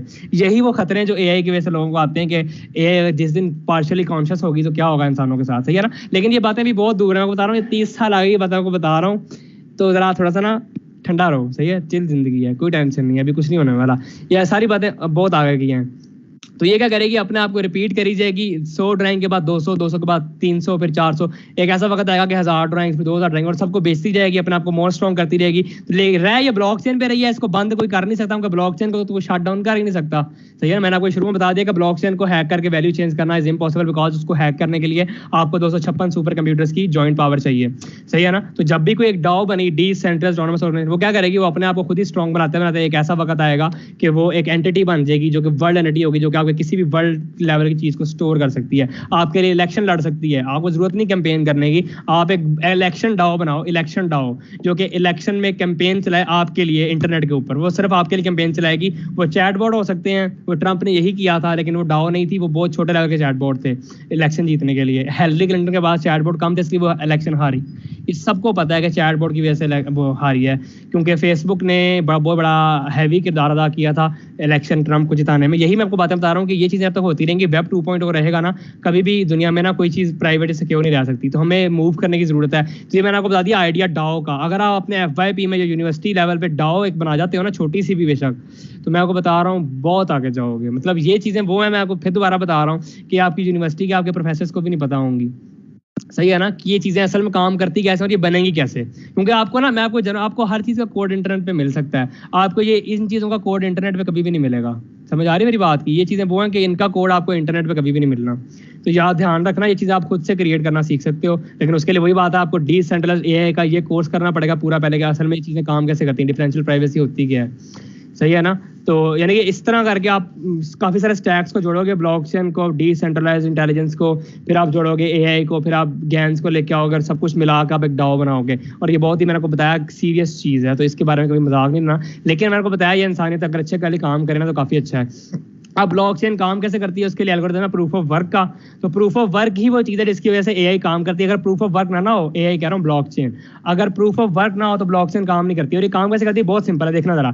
मेरे पास ये काफी एक डिस्ट्रीब्यूटेड लेजर है। लेजर कहते हैं वो जहाँ पे काफी सारे ब्लॉक्स पड़े होते हैं। देखो काफी सारे ब्लॉक्स मेरे पास जहाँ पड़े हुए हैं, तो क्या होगा, जितने भी माइनर्स है ना नेटवर्क के अंदर, सबके पास इस ब्लॉक की ना कॉपी जाएगी। मतलब हर बंदे के पास ना इस ब्लॉक की कॉपी जा रही है, और वो क्या करता है, अपने कंप्यूटर में ना ब्लॉक की कॉपीज को स्टोर करता रहता है साथ साथ। और जब उसके पास ब्लॉक की कॉपी गई, उसको पता है कि ये हैश कैलकुलेट पहले से हुआ है और ये भी नहीं हुआ, यानी कि ये भी अनकैलकुलेट, तो मैंने इसको कैलकुलेट करना है। वो क्या करता है, एक नॉन्स को लेता है, मैंने को बताया ना, नॉन्स अभी मेरे को दिखाया भी था लाइव करके, वो नॉन्स के हिसाब से ना उस ट्रांजेक्शन की स्ट्रिंग को कैलकुलेट करता है। और अगर तो वो एक थ्रेश होल्ड से कम वैल्यू ले आता है ना, तो उसका मतलब ये उसकी ट्रांजेक्शन है वो कामयाब है। वो फिर वो भेजता है लेजर में वापस कि देखो मैंने ट्रांजेक्शन कर ली है। वो पूरे नेटवर्क के पास भेजेगा कि बेटा सब लोग देख लो मैंने ट्रांजैक्शन कर ली है। तो जितने लोग होते हैं ना, सारे देखते हैं अच्छा इसने कर ली है, और सारे चेक करते हैं कि अच्छा वाकई कर ली। तो फिर ना उसको वोट करते हैं कि हाँ इसकी ट्रांजैक्शन सही है, इसकी भी सही है, इसकी भी सही है। तो जिसकी ट्रांजैक्शन को सबसे ज्यादा वोट मिलते हैं ना, टॉप जो वोट मिलते हैं, वो फिर ब्लॉकचेन में ऐड हो जाती है, और वो फिर अगले बंदे जाती है। नहीं, इस तरह जाते रहते फिर आपके कस्टमर तक, जिसको आपने पैसे भेजने होते हैं, वहां तक वो वैल्यू चली जाती है। तो इस तरह यानी कि प्रूफ ऑफ वर्क काम करता है। सही है, तो बहुत सिंपल है। मैंने दोबारा ये वो एक्सप्लेन किया हुआ कि देखो सबसे पहले आपकी ट्रांजैक्शन प्रोसेस हुई, ग्रुप के पास गई जिसने उसको वैलिडेट करना है, फिर जब वैलिडेट हुआ उसके बाद वो जाएगी किसके बाद, जो ट्रांजैक्शन पहले से वैलिडेट है। देखो retrieve group of transaction from pending transactions, यानी कि ग्रुप लेते हो आप एक ट्रांजैक्शंस का जो पेंडिंग पड़ी हुई है, उनको आप वैलिडेट करते हो किस तरह, प्रूफ बना के, यानी कि कोड लिख के। और कोड किस तरह लिखते हैं इंशाल्लाह आपको अगले सेशन में बताऊंगा। फिर आप उस प्रूफ ऑफ वर्क के कोड को ना पूरी नोड्स में ब्रॉडकास्ट करते हो, पूरे के पूरे नेटवर्क को भेजते हो, और पूरा नेटवर्क उसको वैलिडेट करता है, उसको बताता है कि अच्छा वाकई ये सही है। तो अगर मोस्ट लोग उसको बताएं ना कि ये बिल्कुल सही है, और आपका जो प्रूफ ऑफ वर्क है जो आपने कैलकुलेट किया, नॉन्स या जो भी आपने वैल्यू निकाली वो बिल्कुल सही है, तो वो फिर उसको ब्लॉकचेन में ऐड कर दिया जाता है। जब वो ब्लॉकचेन में ऐड हो जाती है ना, तो फिर वो आगे आगे जाती रहती है, और इस तरह आगे जाते रहते वो एक ऐसे लेवल पर जाती है कि वो आपके लास्ट जिसको आपने भेजी थी उसको पहुंच जाती है। तो प्रूफ ऑफ वर्क मैंने आपको बता दिया। इसके बाद प्रूफ ऑफ स्टेक है। प्रूफ ऑफ स्टेक क्या कहता है? अब प्रूफ ऑफ वर्क के भी काफी सारे मसले हैं, मैं उनमें नहीं पढ़ना चाहता, वरना मुझे 25 मिनट और लग जाएंगे अगर मैं प्रूफ ऑफ वर्क के मसले आपको बताऊंगा। इंशाल्लाह सबको अलग सेशन कराऊंगा। अभी बस समझो प्रूफ ऑफ स्टेक ये होता है कि बजाय आप इस चीज की कि किसने हैश कैलकुलेट किया, क्योंकि आजकल कोई भी कर सकता है, लोगों ने ना पूरे डेटा सेंटर खरीद लिए हैं सिर्फ बिटकॉइन की माइनिंग करने के लिए। तो इसका मतलब क्या कि अब तो कोई भी कर सकता है। तो ये चीज ना डिसेंट्रलाइज नहीं रही, अब सेंट्रलाइज हो चुकी है। यानी कि एक बंदे ने एक डेटा सेंटर खरीद लिया, जितने भी उसके कंट्री में जितने भी आ रहे हैं नेटवर्क के कनेक्शन, वो सबको खुद ही हैश कैलकुलेट कर, यार किसी को वो मौका ही नहीं दे रहा। तो यहाँ पे प्रूफ ऑफ वर्क जो है ना थोड़ा सा वो कम पड़ जाता है, यानी कि फिर यहाँ पे मसले आ जाते हैं। ये सिर्फ एक मसला आपको बता रहा हूँ, बाकी मसले इंशाल्लाह किसी और सेशन में बताऊंगा कि और इसको क्या मसले हैं। तो उसके लिए इन्होंने बनाया प्रूफ ऑफ स्टेक एल्गोरिथम। इसमें क्या है कि बजाय इसके कि आपने जो हैश कैलकुलेट किया उसके बदले आपको वोट किया जाए, आपको वोट तब किया जाएगा जब आपके पास काफी सारे पीछे हैश कैलकुलेट किए हुए पड़े हों। यानी कि नेटवर्क को पता होगा ये बंदा रिलायबल है, ये पहले से 4-5 हैश ना कैलकुलेट करके आ रहा है, ये एक रिलायबल सोर्स है और ये बंदा बड़ा अच्छा है। तो फिर आपको उस स्टेक, जितना आपके पास स्टेक है ना, स्टेक किसे कहते हैं कि जितना आपके पास हिस्सा है नेटवर्क का, इतना हिस्सा इतने आपने हैश कैलकुलेट किए हुए हैं, सही हो गया ना। तो प्रूफ ऑफ स्टेक क्या करता है कि जितना आपके पास स्टेक है ना उस नेटवर्क के अंदर, उसको हिसाब से आपको बताएगा कि आपका वो जो है, जो आपकी ट्रांजैक्शन है ना वो ऐड करनी है कि नहीं करनी ब्लॉक के अंदर, सही है। तो प्रूफ ऑफ स्टेक की काफी सारी एग्जांपल है, chain based proof of stake है और byzantine fault tolerance based proof of stake है। फिर प्रूफ ऑफ एक्टिविटी है, इसमें क्या होता है कि आप स्टार्ट करते हो प्रूफ ऑफ वर्क से, सही है, और इससे आप ना डिसेंट्रलाइज्ड गवर्नमेंट की करेंसी बना सकते हो, यानी कि आप खुद का अपना करेंसी सिस्टम स्टार्ट करते हो प्रूफ ऑफ एक्टिविटी से। तो ये क्या करता है कि स्टार्ट होता है प्रूफ ऑफ वर्क से कि सारे आपस में माइनर्स आ जाते हैं, वो कैलकुलेट करते हैं हैश को वोट कराते हैं। अब आगे सिर्फ वही जाएगा प्रूफ ऑफ एक्टिविटी के हिसाब से जिसके वोट भी सबसे ज्यादा होंगे और जिसका स्टेक भी सबसे ज्यादा होगा। तो ये सबसे ज्यादा सिक्योर एल्गोरिथम है प्रूफ ऑफ एक्टिविटी, यानी कि प्रूफ ऑफ स्टेक से ज्यादा सिक्योर है, क्योंकि इसमें देखो दोनों चीजें कंबाइन हो जाती हैं कि जिसका वर्क भी सबसे ज्यादा होगा और जिसका स्टेक भी सबसे ज्यादा होगा ना, सिर्फ वही बंदा है जिसकी जो ट्रांजैक्शन है ना वो ब्लॉकचेन में ऐड होगी, वरना ये ब्लॉकचेन में ऐड नहीं होती चीजें, सही है ना। अब मेरे ख्याल में इतना काफी है आज के लिए। मुझे किसी का कोई क्वेश्चन है तो मुझे बताओ। कोई क्वेश्चन किसी का तो मुझे बताओ, किसी चीज से रिलेटेड। मैं आपको ना, अच्छा मैंने आपको बताना था 2 महीने में ब्लॉकचेन सीखनी है, लिंक मैं आपको भेज रहा हूँ चैट में, लर्न ब्लॉकचेन इन 2 मंथ्स। ये सारी वीडियोस फ्री हैं, सारे कोर्सेज फ्री हैं, बस सीखने वाले बनो। इंशाल्लाह आप ब्लॉकचेन 2 महीने में सीख जाओगे। मैंने भी यही कुरिकुलम को फॉलो करके 2 महीने में सारी ब्लॉकचेन सीखी है, पिछले मतलब जनवरी से लेके मई तक। तो आई थिंक चैट में अगर मैं लिंक भेजूँ तो आप सबको चला जाएगा। लिंक मिल गया ना सबको? सबसे क्या नाम है साथ काफी को ना कुछ चैट इनेबल ना हो तो ये ना ग्रुप्स के अंदर इनके साथ शेयर कर देंगे हम जितने भी लिंक्स हैं। ठीक है ठीक है। किसी का कोई क्वेश्चन तो मुझे चैट इनेबल नहीं है। सर ये पूछना चाह रहा था, ये ब्लॉकचेन को क्लाउड के साथ को मिक्सिंग है इसकी कुछ? ब्लॉकचेन की क्लाउड के साथ नहीं, ब्लॉकचेन खुद एक डिस्ट्रीब्यूटेड नेटवर्क है, क्लाउड तो एक अलग चीज है ना। क्लाउड तो खुद से एक नेटवर्क है पूरा का पूरा। यार जो आप लिंक शेयर कर रहे हो ये कहाँ पे आ रहे हैं? मुझे चैट बॉक्स नजर ही नहीं आ रहा। वो आपको मैं ग्रुप में भेज दूंगा। आप ग्रुप में हो? कौन से ग्रुप में यार? हाँ मैं उसमें तो हूँ। बस वहाँ आपको लिंक मिल जाएगा। यहाँ पर मेरे चैट डिसेबल है शायद। हाँ मैंने भी चैट डिसेबल। तो ये इस तरह आप ब्लॉकचेन 2 महीने में सीख सकते हो। IPFS को एक्सप्लोर करो। कौन सा ये MSc लाहौर ग्रुप है? हाँ MLS लाहौर। उसके बाद ओपन माइंड को एक्सप्लोर करो, काफी मजे की चीजें इसमें। टेंसरफ्लो भी इनेबल्ड है, पाइटॉर्च भी है, केरास भी है, तीनों के लिए अवेलेबल है। आप इसमें ओपन सोर्स कंट्रीब्यूट भी कर सकते हो और ये कोर्स लाजमी पहले ले लेना अगर आपको समझ नहीं आया कुछ भी तो, है ना। डिफरेंशियल प्राइवेसी भी पूरा कोर्स है। इससे आपके पास ना एक FYP का आइडिया भी आ जाएगा और आप खुद से ना differential privacy based deep learning architecture बना सकते हो, फेडरेटेड लर्निंग कर सकते हो, सिक्योर फेडरेटेड लर्निंग कर सकते हो, एनक्रिप्टेड डीप लर्निंग कर सकते हो। आपके पूरे के पूरे FYPs हैं, मतलब एक टॉपिक पूरा का पूरा FYP बन सकता है। और किसी का क्वेश्चन है तो मुझसे पूछो। आई थिंक मैंने काफ़ी कुछ बता दिया। इस कोर्स का भी लिंक शेयर कर दीजिएगा। मैं आपको सब कुछ लिंक शेयर कर देता हूँ। मसला पता क्या हुआ, मेरे पास टाइम थोड़ा सा था ना, मैं आपको ना एक चीज़ एक्सप्लेन करनी थी कि DHT क्या होता है, मर्कल टैग क्या होता है। मेरे पास टाइम थोड़ा सा इसलिए जाना। बाकी इंशाल्लाह एक नेक्स्ट इवेंट कराऊंगा सिर्फ ब्लॉकचेन के ऊपर, तब मैं आपको सारा एक्सप्लेन करूंगा कि मर्कल ट्री क्या है, मर्कल टैग क्या है, प्रूफ ऑफ स्टेक क्या है, प्रूफ ऑफ, और इंशाल्लाह मैं आपको ना ब्लॉकचेन इंप्लीमेंट करके दिखाऊंगा 1.5 घंटे के अंदर पाइथन के साथ। वो आप नेक्स्ट वीकेंड पे 2 दिन होते हैं। हेलो, किसी का कुछ सवाल है तो मुझसे पूछो। साद अभी आपने ये डाओ के बारे में बताया, तो जो होता है अगर हम इसको डाओ को रोबोटिक्स के ऊपर अप्लाई करें तो क्या इस तरह से मतलब इस लेवल तक जा सकता है कि जो रोबोट्स होंगे वो ह्यूमन को देख के लर्न कर सके या ह्यूमन बिहेवियर को अंडरस्टैंड कर सके? क्योंकि ये चीजें भी काफी मूवीज वगैरह में दिखाई गई हैं, तो क्या इस तरह से भी पॉसिबल है इन फ्यूचर? नहीं, उसके लिए होती है रीइंफोर्समेंट लर्निंग। एक फील्ड आती है रीइंफोर्समेंट लर्निंग की और मेटा लर्निंग की। मैंने ये पहले बात बताई थी।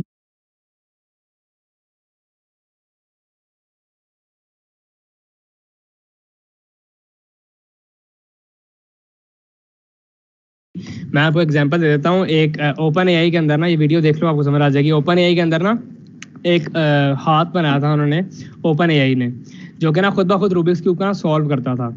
तो अगर आप जाओ ना open AI robot Rubik's cube, ये तो ये देखो, ये ना सिर्फ एक कैमरे की मदद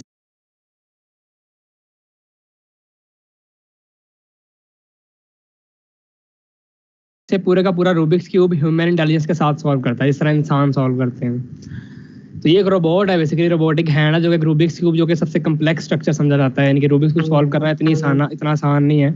लेकिन ये एक रोबोट है जो कि रूबिक्स क्यूब सॉल्व करेगा सिर्फ एक कैमरे की मदद से। सिर्फ एक कैमरा जो को देख रहा है, और जब इसको सॉल्व कर देगा ना तो वो बताएगा भी कि मैंने सॉल्व कर दिया, और रुक भी जाएगा, देखना ज़रा। तो ये देखो उसने बताया आपको कि मैंने सॉल्व कर लिया, उसने अब रखा भी रखना। तो ये जो चीज़ें हैं ना, जो रोबोटिक्स ह्यूमन लेवल कॉन्शियसनेस पे जाएगा, इसका डाओ से इतना कोई खास लिंक नहीं है। डाओ सिर्फ रोबोटिक्स के ऊपर अप्लाई की जा सकती है कि रोबोटिक्स के पूरे नेटवर्क को ना आप एक ब्लॉक चेन के ऊपर रख दो तो वो डाओ बन जाएगा। लेकिन जो असल ब्लॉक जो रोबोट्स को ये सिखाना है ना कि इंसान की तरह चीज़ें सॉल्व करना है, सीखना है, ये काम है मेटा लर्निंग का। अगर आप जाओ ना मेटा लर्निंग की फील्ड में, मेटा लर्निंग ये भी एक एआई की फील्ड है, बहुत पॉपुलर फील्ड है, इस वक्त सबसे ज़्यादा मशहूर यही फील्ड है। डीप लर्निंग के अंदर ना सबसे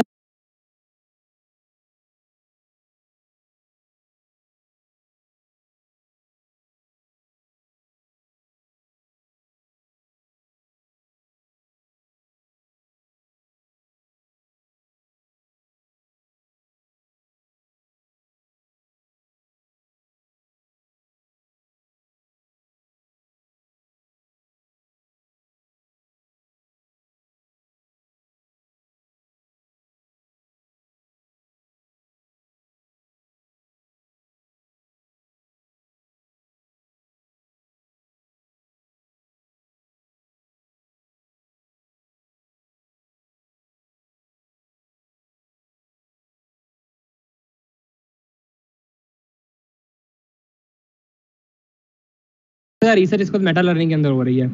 तो अगर आप मेटा लर्निंग में जाओ ना तो I hope so Meta learning आपको पता होगा। तो मेटा लर्निंग ऐसा कॉन्सेप्ट है, मशीन लर्निंग एक सब फील्ड है जो मशीन को ये बताता है कि हाउ टू लर्न, मतलब लर्निंग हाउ टू लर्न को कहते हैं मेटा लर्निंग। इसके अलावा किसी का कोई क्वेश्चन है तो मुझे बताओ।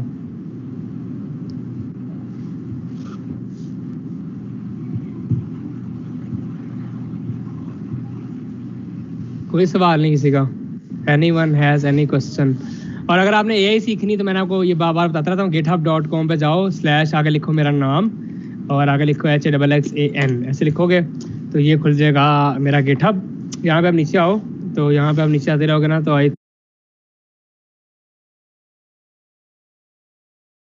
थिंक यहाँ पे होगा कोर्स। मैंने ना एक रिपोजिटरी बनाई हुई है लर्न मशीन लर्निंग इन 5 मंथ्स के नाम से ना, मैं आपको दिखाता हूँ।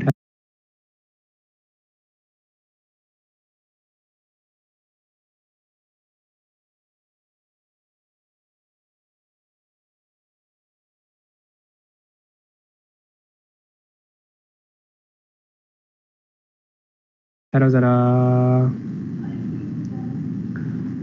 ये अगर आप जाओगे ना नेक्स्ट में तो लर्न मशीन लर्निंग इन 5 मंथ्स, यहाँ पे मैंने देखो पूरे का पूरा ना 5 मंथ का कुरिकुलम बताया हुआ है कि आप 5 महीने में विदाउट किसी को पैसे दिए, विदाउट किसी यूनिवर्सिटी जाए ना पूरी मशीन लर्निंग सीख सकते हो। तो बिल्कुल स्टार्ट से लेकर एंड तक ना सारे कोर्सेज हैं, प्लेलिस्ट हैं और सब कुछ फ्री है, इसमें किसी की भी 1 रुपया नहीं आपसे कोई भी लेगा। कोई ले तो मुझे बताना, सही हो गया ना? तो ये 5 महीने में अगर आप इसको क्लियरली फॉलो करो, मैंने इसी को फॉलो किया था जब मैं सीख रहा था, तो बाद में जब मैंने सीख लिया तो मैंने अब आपके लिए सब कुछ डाल दिया। और अगर आपने इससे आपको और बेहतर चाहिए तो मैं कोर्स खुद करवा रहा हूँ, मैंने ये बात पहले भी बताई हुई है कि मैं डीप लर्निंग का खुद से कोर्स करवा रहा हूँ, तो वो आप कर लो एनरोल, तो उसमें इंशाल्लाह सब कुछ कवर हो जाएगा, मोस्टली चीज़ें जो आपको पता होनी चाहिए एज आ अंडर ग्रेजुएट लेवल पे ना। और बस अभी फिलहाल इतना ही, और किसी का कोई क्वेश्चन है तो मुझे बताओ। साथ वो ना आप जो कल जो स्पीकर्स हैं हमारे, अपनी वो स्लाइड शेयर करके काइंडली उनका थोड़ा सा इंट्रोडक्शन आप दे दोगे, कल 2 सेशंस कौन से हैं हमारे? मेरे पास अभी उन स्पीकर्स का तो मैं ख्याल में इस कंप्यूटर में तो कोई इन्फो नहीं, सब कुछ लैपटॉप में। ऐसा कल जो स्पीकर्स हैं उनमें एलेक्स है, वो माइक्रोसॉफ्ट के ना मोस्ट वैल्यूएबल प्रोफेशनल है, MVP हैं, और साथ वो ना वो भी हैं जिसे हम कहते हैं ना सर्बिया के लीड हैं माइक्रोसॉफ्ट स्टूडेंट एम्बेसडर्स के। और यानी कि वो बंदा है जो आपको डायरेक्ट माइक्रोसॉफ्ट तक ले जा सकता है एआई की फील्ड में, मतलब आप ये कह सकते हो। तो ये एक वो है, और दूसरा है मिलजान डॉट डेविक। मिलजान डॉट डेविक जो है वो करता ये है कि क्या नाम है जिसे हम कहते हैं ना, मिलजान जो है ना वो माइक्रोसॉफ्ट रिसर्च इंटर्न था पिछले साल समर के अंदर, माइक्रोसॉफ्ट में इंटर्न था। तो माइक्रोसॉफ्ट रिसर्च इंटर्न था, तो वो भी जो बंदा है वो भी आपको डायरेक्ट माइक्रोसॉफ्ट तक ले जा सकता है। तो आप अगर वो इवेंट अटेंड करते हो ना तो आपको उससे कनेक्ट करने का मौका मिलेगा। कल को अगर आप माइक्रोसॉफ्ट में जाना चाहते हो ना as a machine learning intern या जॉब, तो आप इनकी रिकमेंडेशन से डायरेक्ट जा सकते हो। तो ये दो वो लोग हैं, इसलिए मैंने सेशन में कहा था कि अगर कोई बंदा जाना चाहता है। अच्छा, आप मुझसे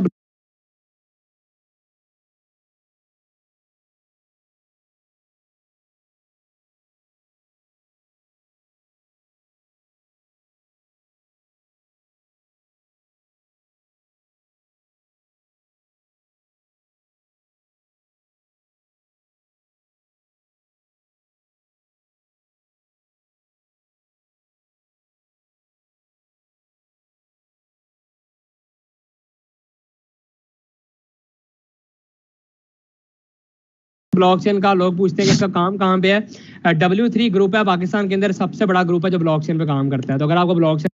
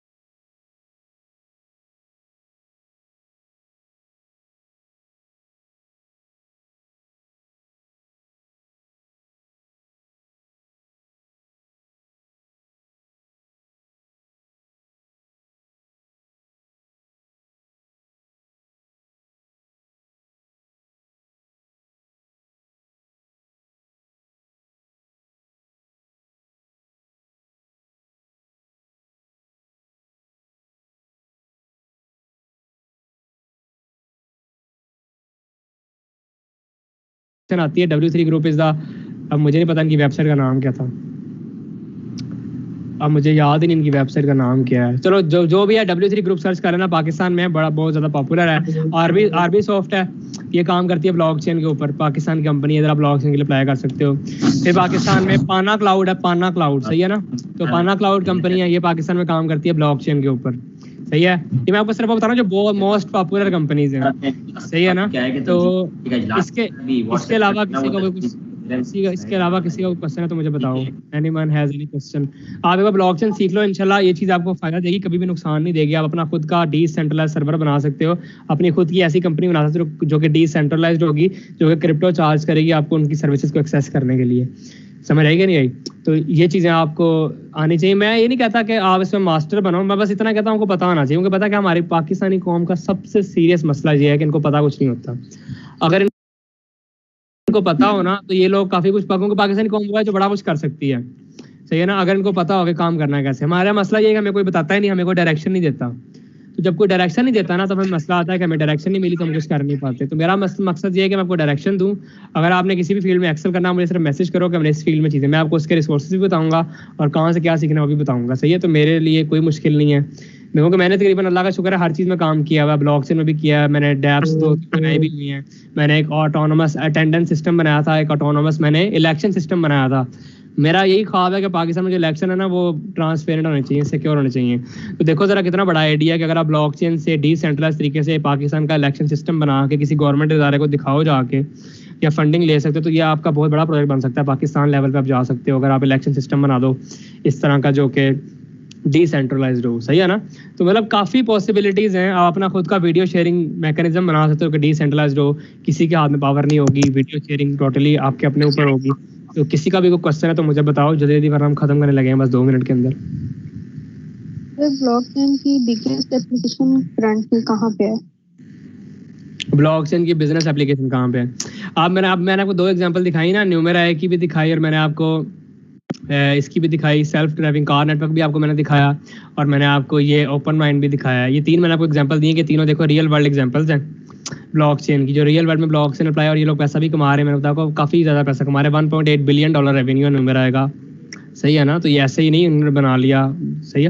तो पहले चीज़ ये होगी, पाकिस्तान में मैंने आपको बता दिया W3 ग्रुप है, वो बाहर की क्लाइंट्स के लिए काम करती है ब्लॉकचेन के ऊपर, सही है। आरबी सॉफ्ट है, वो भी बाहर के क्लाइंट, यानी कि पाकिस्तान में जॉब्स ये नहीं कि ब्लॉकचेन की है नहीं, बिल्कुल है, लेकिन ये सिर्फ उन लोगों के लिए मिलती हैं जो लोग एक्सपर्ट होते हैं ना फील्ड के। तो बिजनेस एप्लीकेशन मैंने आपको बता दिया, पाकिस्तान के लिए एक डिसेंट्रलाइज्ड अटेंडेंस सिस्टम बना सकते हो अपनी यूनिवर्सिटी के लिए। पाकिस्तान के लिए आप एक डिसेंट्रलाइज्ड वो बना सकते हो कि जो है ना इलेक्शन सिस्टम बना सकते हो। आप अपनी यूनिवर्सिटी के लिए एक चैट सिस्टम बना सकते हो, चैट मैसेज सिस्टम, जो कि सिर्फ यूनिवर्सिटी तक रहे, यूनिवर्सिटी से बाहर ना जाए, मतलब किसी को नहीं पता होगा कौन किसको क्या मैसेज कर रहा है, यानी कि कोई सेंट्रल सर्वर ट्रैक नहीं कर रहा। तो सबसे सिक्योर चैट सिस्टम होगा ना आपका ब्लॉकचेन के ऊपर। यार अगर आप सिर्फ यूट्यूब खोलो ना, मैं आपको दिखाता हूँ ज़रा, मतलब यही तो मैं बता रहा हूँ, आप पाकिस्तानी कौम खुद एक्सप्लोर करना नहीं चाहती, ये बहुत सीरियस मसला है हमारी कौम के साथ। ब्लॉकचेन में अक्सर इतना लिखो आप के यहाँ पर लिखो डिसेंट्रलाइज्ड चैट ऐप, सही है, इसको सर्च कर लो। ये देखो जरा डिसेंट्रलाइज चैट, ये मैंने बनाई हुई इसलिए मैंने आपको पहले खोल के दिखा दी, 18 मिनट की वीडियो है डिसेंट्रलाइज चैट के ऊपर, सही है। Why nobody uses decentralize application, सही है। इंट्रोडक्शन टू डैप्स, जैसे cloud fire for creating a blockchain app with JavaScript, ये चैट ऐप है जो जावास्क्रिप्ट से आप बनाओगे ब्लॉकचेन के अंदर। तो मतलब प्रोजेक्ट्स 1000 पड़े हैं, सिर्फ सर्च करने की बात है। अब ये मैंने आपको चैट बताया, अब आप इसी चैट को ना यहाँ पे बना दो इलेक्शन ऐप, इलेक्शन सिस्टम बना के देखते हैं, वो भी आपको ना कहीं किसी में बना बनाया मिल जाएगा, वरना आपको गिटहब पे मिल जाएगा अगर यहाँ नहीं मिलेगा तो। ये देखो वोट चेन और decentralized election system using blockchain technology and नोड.js। अब बताओ इससे बड़ा एग्जांपल मैं आपको क्या दूं प्रोजेक्ट्स की, कि यूट्यूब दुनिया की वो वाहिद ऐसी चीज़ है जिसपे मतलब गूगल की Sheeza little sister of Google, Google की छोटी बहन है। तो यहाँ पे आपको हर चीज़ मिलती है। मैं आपको कह रहा हूँ कि सिर्फ देखो उस बंदे ने ना सिर्फ वीडियो बनाई है, उस बंदे ने पूरे का पूरा कोड भी ओपन सोर्स किया है गिटहब के ऊपर। तो हमें वीडियो भी देखने की जरूरत नहीं है, हम सिर्फ उसके कोड पे डायरेक्ट जाते हैं, देखो उसने सब कुछ बताया हुआ है कि मैंने कहाँ पे क्या क्या किया है। आप जाओ उसकी सिर्फ पब्लिक फोल्डर में या उसके SRC फोल्डर में जहाँ पे उसने सारी की सारी फाइल्स रखी हैं, आप उसकी app.js खोलो, आपको पता चलेगा कि देखो उसने कैसे सब कुछ, ये उसने देखो एक एक्सप्रेस की API बनाई है जो कि JWT JSON वेब टोकन्स को इस्तेमाल करके आपकी MongoDB की डेटाबेस में सिर्फ राइट और रीड कर रही है। इसके अलावा उसने इस फाइल में कुछ नहीं किया हुआ। फिर आप अगर वापस जाओ index.js में उसने क्या किया है, तो ये देखो ना उसने सिर्फ यहाँ पे इंपोर्ट किया बाबल के कोड का। बाबल का मतलब है उसने अपनी ऐप खुद कंपाइल की हुई है रन टाइम के अंदर, सही है। वो किसी भी बंडलर को इस्तेमाल नहीं कर रहा, वो सिर्फ वेब पैक को इस्तेमाल कर रहा है या फिर बाबल को इस्तेमाल कर रहा है। उसके बाद यहाँ पे व्यूज आ जाएंगे, जो ऐप के व्यूज हैं, उसकी स्कीमा, उसके राउट्स, उसका पब्लिक का फोल्डर। आई थिंक यहाँ पे आपके HTML की फाइल जाएंगे, देखो स्टाइल शीट्स आ गई, इमेजेस और जावास्क्रिप्ट। तो ये डिस्ट में आई थिंक चार्ट बंडल.js। तो देखो ना मतलब आवाम जो है ना बहुत सपोर्टिव है, डेवलपर्स कम्युनिटी ना बहुत सपोर्टिव है, मेरी बात याद रखना। डेवलपर्स की दुनिया, मैं CS में सिर्फ आया इस वजह से हूँ कि डेवलपर्स की दुनिया बहुत सपोर्टिव है। ये आपको किसी फील्ड की इतनी सपोर्ट नहीं मिलेगी इंटरनेट पे जितनी सपोर्ट आपको CS की चीज़ों की मिलेगी। प्रोजेक्ट मैं आपको सिर्फ एग्जांपल दूँ, सिर्फ एक लाइव एग्जांपल देता हूँ, मतलब रिएक्ट और फायरबेस की एग्जांपल लेते हैं, React.js। तो यहाँ पे देखो ना 12 घंटे का एक प्रोजेक्ट है, 12 आवर्स का। ये देखो react full stack react and Firebase build a social media app like Facebook. ये मैंने शुरू की थी बनानी, फिर मैंने बीच में छोड़ दी, टाइम नहीं था। तो ये पूरी की पूरी ना आपको एक सोशल मीडिया ऐप बनाना सिखाता है फेसबुक की तरह की। तो आप जरा अंदाजा लगाओ कि ये 12 घंटे की वीडियो आपका पूरे का पूरा यूनिवर्सिटी का वेब के अंदर FYP बन सकता है, फाइनल ईयर प्रोजेक्ट बन सकता है। ये है यूट्यूब की पावर। तो ये मुझे नहीं समझ आता कि हमारी पाकिस्तानी कौम इस चीज़ को लेवरेज क्यों नहीं करती, क्यों नहीं देखते, बजाय कि आप डायरेक्ट चले जाते हो कि हमें तो कुछ मिलता नहीं, हमें रिसोर्सेज नहीं। देखो उसने पूरी की पूरी ई-कॉमर्स ऐप रिएक्ट से बनाना सिखाई हुई है, नेटलीफ ऐप पे डिप्लॉय करना भी सिखाया हुआ है, एवरनोट ऐप का क्लोन बनाना सिखाया हुआ है, मतलब रिएक्ट की चैट एप्लीकेशन बनाना सिखाई हुई है। मतलब मैं इससे ज़्यादा आपको क्या दिखाऊँ, मैं सब कुछ ऐसे ही सीखता हूँ आपके सामने। जो मैंने सीखना होता है मैं जाकर यूट्यूब ऐसे लिख देता हूँ और मुझे वो मिल जाता है जो मैंने सीखना होता है। तो ये चीज़ें ना अपनी आदत डालो इन चीज़ों को प्रैक्टिस करने की। और किसी का कोई क्वेश्चन है तो मुझे बताओ। मेरा साथ भाई मेरा क्वेश्चन था सर। हाँ पूछो। जी सर, पहले मैं पूछ लूँ या फिर वो पूछ रहे हैं, कोई पूछना चाह रहा है? पहले आप पूछ लो।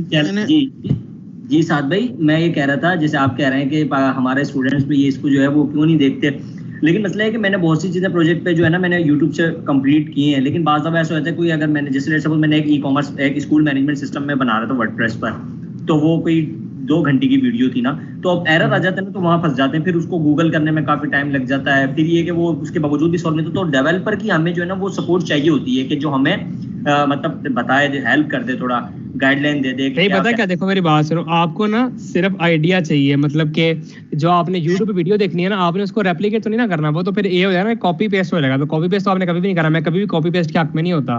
मैं आपको ये चाहता हूँ, फॉर एग्जाम्पल आपने वीडियो देखी है जैसे आप बता रहे हो कि स्कूल मैनेजमेंट सिस्टम उसने बनाया है वर्डप्रेस से ना, तो आपने अगर उसने कोई प्लगइन दूसरा फॉर एग्जाम्पल अगर उसने कोई थीम दूसरा इस्तेमाल किया है ना, फॉर एग्जाम्पल ओशन VP इस्तेमाल किया है, आप कोशिश करो कि आप किसी और थीम में उसको इंप्लीमेंट करने की कोशिश करो। एरर आते हैं, एरर से तो आप सीखते हो।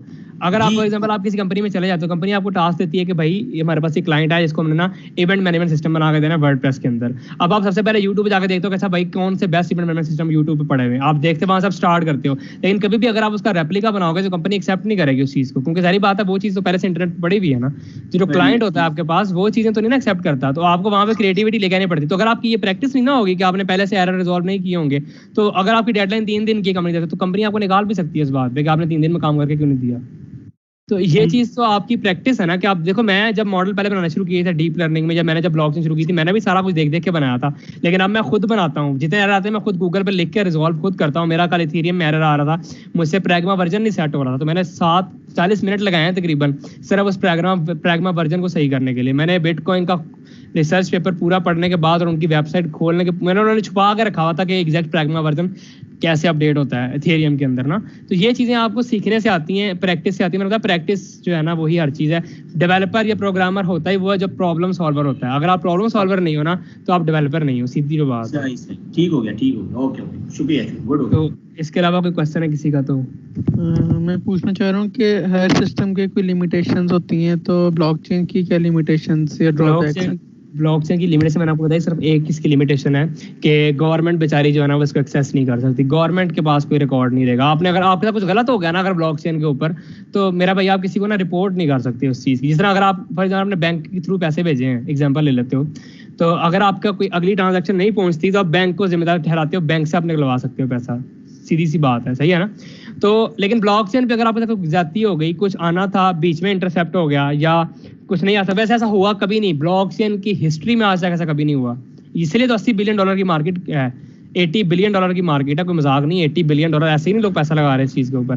तो अगर ऐसा होता है तो आप उसको रिपोर्ट नहीं कर सकते किसी को, क्योंकि वो किसी के पास किसी को भी नहीं पता कि आपने वो ट्रांजैक्शन की थी, सिर्फ आपको और जिसको आपने भेजी उसको पता है, सही है ना। तो एक तो ये है इसका ड्रॉबैक जो मुझे लगता है, लेकिन वैसा ऐसा होता कभी भी नहीं है। दूसरा ड्रॉबैक मैंने आपको बताया कि माइनर्स के आजकल ना पैसे कम से कम होते जा रहे हैं। इसकी वजह ये है कि लोगों ने क्या किया, बड़े बड़े डाटा सेंटर खरीद लिए में, तो मोस्टली जो डाटा सेंटर का डाटा ना सारे जो आता है नेटवर्क पर डाटा, वो सारा डाटा सेंटर खुद ही कैलकुलेट कर देता है। जो लोकल माइनर है, छोटे छोटे माइनर जिन्होंने घर में माइनिंग शुरू की हुई है, उन बेचारों को पैसे थोड़े होते जा रहे हैं। तो उसी के लिए प्रूफ ऑफ वर्क को रिप्लेस कर रहा है प्रूफ ऑफ स्टेक। वो इसीलिए आया ताकि प्रूफ ऑफ स्टेक से ना पैसे को बढ़ाया जा सके जो कि माइनर्स को दिया जाना है। और किसी का कोई सवाल है तो बताओ इसके अलावा। वरना ब्लॉकचेन का कोई आज तक ड्रॉबैक नहीं है, इसको हैक नहीं किया जा सकता, इसमें ब्रेक थ्रू नहीं किया जा सकता, आज तक नहीं किया जा सका। लेकिन मेरी एक बात याद रखना, एक दुनिया की वाहिद ऐसी चीज़ है, ये मेरा आपसे सवाल है, बल्कि आप कोई भी एनिमेट करके बता सकता है, दुनिया में एक ऐसी चीज़ है जो कि ब्लॉकचेन को हैक क्रैक कर सकती है। वो क्या चीज़ है मुझे बताओ। सिर्फ एक चीज़ है जो अभी तक इजाद नहीं हुई, आहिस्ता आहिस्ता हो जाएगी, लेकिन मुझे बताओ वो क्या चीज़ है। कौन मुझे अनम्यूट करके बताएगा कैसी चीज़ है जो ब्लॉकचेन को क्रैक कर सकती है किसी ना किसी दौर में आगे जाके? तो वो क्या चीज़ है, कौन अनम्यूट करके मुझे बताएगा? Quantum computing. हाँ, सिर्फ एक क्वांटम कंप्यूटर दुनिया की वाहिद ऐसी टेक्नोलॉजी है, क्वांटम कंप्यूटर, जो कि ब्लॉकचेन के हैश इम्यूटेबल को कैलकुलेट कर सकता है इन सेकंड्स। ब्लॉकचेन के जो इम्यूटेबल हैशेस है ना उनको म्यूटेबल में कन्वर्ट कर सकता है क्वांटम कंप्यूटर। लेकिन मेरी एक बात याद रखना, क्वांटम कंप्यूटर ये तब करेगा जब क्वांटम कंप्यूटर कमर्शलाइज्ड लेवल पे आएगा। लेकिन क्वांटम कंप्यूटर को कमर्शलाइज्ड लेवल पे आने में एटलीस्ट 100 साल लगेंगे। मैं आपको बता रहा हूँ, आज लिख लो आप, क्वांटम कंप्यूटर को कमर्शियल लेवल पे आने में एटलीस्ट 100 साल लगेंगे। उससे पहले कभी भी क्वांटम कमर्शियल लेवल पे नहीं आने लगा। तो मतलब 100 साल तक। लेकिन अब देखो ना, जैसे लोगों को पता ना कि क्वांटम कंप्यूटर आ सकते हैं और ब्लॉकचेन को खतरा है, तो जो ब्लॉकचेन के डेवलपर्स थे उन्होंने जाहिर बात आपको पता $80 बिलियन की मार्केट है, कोई ऐसे थोड़ी छोड़ देता है। बड़े बड़े दुनिया के जायंट जो है ना, दुनिया के जायंट जो कंपनीज हैं, वॉलमार्ट, सही है ना, और ये अमेज़न, ये इन्वेस्ट करती हैं हर साल $1.5-2 बिलियन सिर्फ ब्लॉकचेन की डेवलपमेंट के लिए। तो इन्होंने पैसा लगाया ब्लॉकचेन और उन्होंने बनाया क्रिप्टोग्राफिक एल्गोरिथम जो कि है क्वांटम क्रिप्टोग्राफी। ये बहुत ही मशहूर फील्ड है क्वांटम क्रिप्टोग्राफी की, और आजकल सबसे ज़्यादा पैसा ना क्वांटम क्रिप्टोग्राफी के इंजीनियर को दिया जाता है। तो अगर आप पढ़ो ना क्वांटम क्रिप्टोग्राफी को, तो ये वो वाहिद फील्ड है जो कि क्वांटम की क्रिप्टोग्राफी को भी तोड़ देगी। मतलब क्वांटम बेचारा भी ब्लॉकचेन को क्रैक नहीं कर पाएगा, सही है ना। तो यानी कि क्वांटम तक को ये बाईपास कर देगी। ये ऐसी टेक्नोलॉजी है क्वांटम क्रिप्टोग्राफी, और ये मैं बता रहा हूँ PhD लेवल से भी आगे की चीज़ें। ये पोस्ट डॉक्टरेट लेवल पे आपको बताया जाता है ये सारा कॉन्सेप्ट जो मैं आपको आज बता रहा हूँ कि ये सब कुछ पॉसिबल है, जो कि अगले 10 साल में आप देखोगे। और इसके काफ़ी सारे आपको वेरिएंट्स मिल जाएंगे। इसके आई थिंक एल्गोरिदम्स अगर आप सर्च करो ना तो मेरे ख्याल में 2-3 ओपन सोर्स भी आपको मिल जाएंगे, जो आप अगर आप एल्गोरिदम्स के देखना चाहते हो तो क्वांटम क्रिप्टोग्राफी में आपको इसके स्कॉलर के आर्टिकल्स मिल जाएंगे। तो ये वो मैंने कहा, अगर किसी ने क्वांटम कंप्यूटर बनाया ब्लॉकचेन को तोड़ने के लिए, तो उसको फिर दोबारा जोड़ने के लिए क्वांटम क्रिप्टोग्राफिक एल्गोरिदम भी बनना शुरू हो गए हैं, जिससे क्वांटम कंप्यूटर बेचारा फिर ब्लॉकचेन को कुछ नहीं कर पाएगा। तो आई थिंक ये ब्लॉकचेन जो है ना, ये सदाबहार रहनी है, और ये वही चीज़ है जो कि डिसेंट्रलाइज्ड है। मतलब कि काफ़ी ज़्यादा जो है ना, मैं आपको बता रहा हूँ खतरनाक चीज़ें हैं ये वो चीज़ें कि आप घर बैठे पूरी दुनिया को कंट्रोल कर सकते हो, ऐसी एंटिटी बनाई जा सकती है। इसलिए मैंने आपको पहले डाउन एग्जांपल। और किसी का कोई सवाल है तो बताओ, कोई क्वेश्चन, लास्ट क्वेश्चन, बस 5:30 में खत्म कर देना। तो था लाइबा शाहीन का। लाइबा, आपका एक क्वेश्चन था।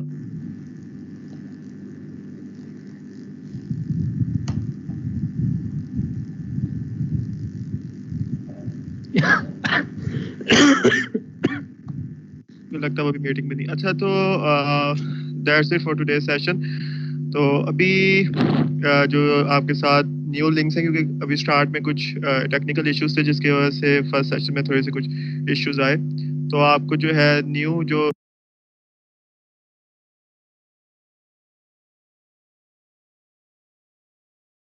लिंक्स हैं, कल के जो 2 सेशंस हैं उनके न्यू लिंक्स आपको मेल कर दिए जाएंगे। दूसरा, आपको ग्रुप्स में भी उसके न्यू लिंक शेयर कर देंगे। सेकंड, जो भी साथ ने जो भी लिंक्स बताए हैं कोर्सेज के या उसके गिटहब प्रोफाइल, वो भी आपके साथ ग्रुप में शेयर कर देंगे। और अगर आप में से कोई ग्रुप्स में या कम्युनिटी में हमारे साथ ज्वाइन नहीं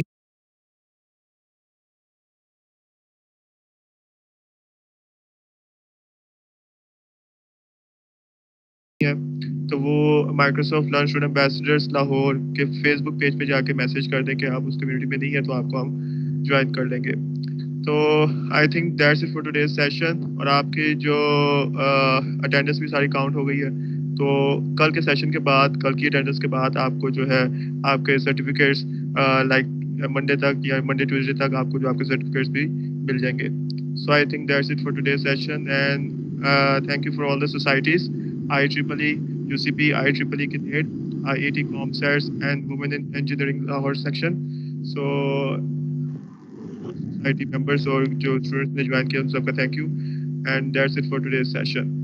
और इसकी जो रिकॉर्डिंग है वो भी आप सबके साथ मंडे को जो है शेयर कर दी जाएगी, तो आपको ताकि कोई मिस किया हो तो आप उसको दोबारा से कंटिन्यू कर सके। So thank you one. So that's it for today's session. Sir attendance लगाई थी फर्स्ट सेशन के स्टार्ट में, वो इनफ है दोनों सेशंस के जी लिए? हाँ जी, फर्स्ट सेशन के ही स्टार्ट में वो अटेंडेंस करनी थी, उसी के बेस पे आपकी अटेंडेंस होगी। ओके। और लाइक अगर कोई कम्युनिटी में ज्वाइन नहीं है तो आप जो है लाइक मैंने आपको बताया, तो आप फेसबुक पेज के ऊपर कांटेक्ट कर सकते हैं। तो सर जिन्होंने बाद में सेशन अटेंड किया है उनकी अटेंडेंस काउंट नहीं होगी आई थिंक। अगर आपने अटेंडेंस फिल कर दिया अटेंडेंस फॉर्म? सर वो लिंक ही नहीं मिला मुझे, वरना मैं फिल कर देता फौरी। चैट थ्रू चले आप मुझे डायरेक्टली रीच कर ले, ग्रुप में मैं हूँ, आपको लिंक शेयर कर दूंगा। चले ठीक है, मैं ग्रुप में ऑलरेडी ऐड हूँ AI के, ठीक है, अप्लाइड AI के, ठीक है जी। सर मैंने भी नहीं अटेंडेंस लगी थी क्योंकि मुझे भी लिंक नहीं मिला था, मैं भी बाद में आया था। जिसको जिनके कोई लिंक्स अगर इनको नहीं मिल रहे तो वो मुझे डायरेक्टली रीच कर ले, मैं आपको लिंक शेयर कर दूंगा। ओके, खुदा हाफिज। ठीक है, so thank you everyone, Hafiz. Like आपका कल का जो सेशन है वो भी 3 बजे ही होगा। लाइक कल का जो हमारा लाइक मोस्टली फॉरेन स्पीकर्स हैं, तो 3 बजे होगा। तो अब न्यू सेशंस के लिंक्स जो आप सबको जो है ग्रुप्स के अंदर और मेल भी कर दिए जाएंगे। Thank you everyone.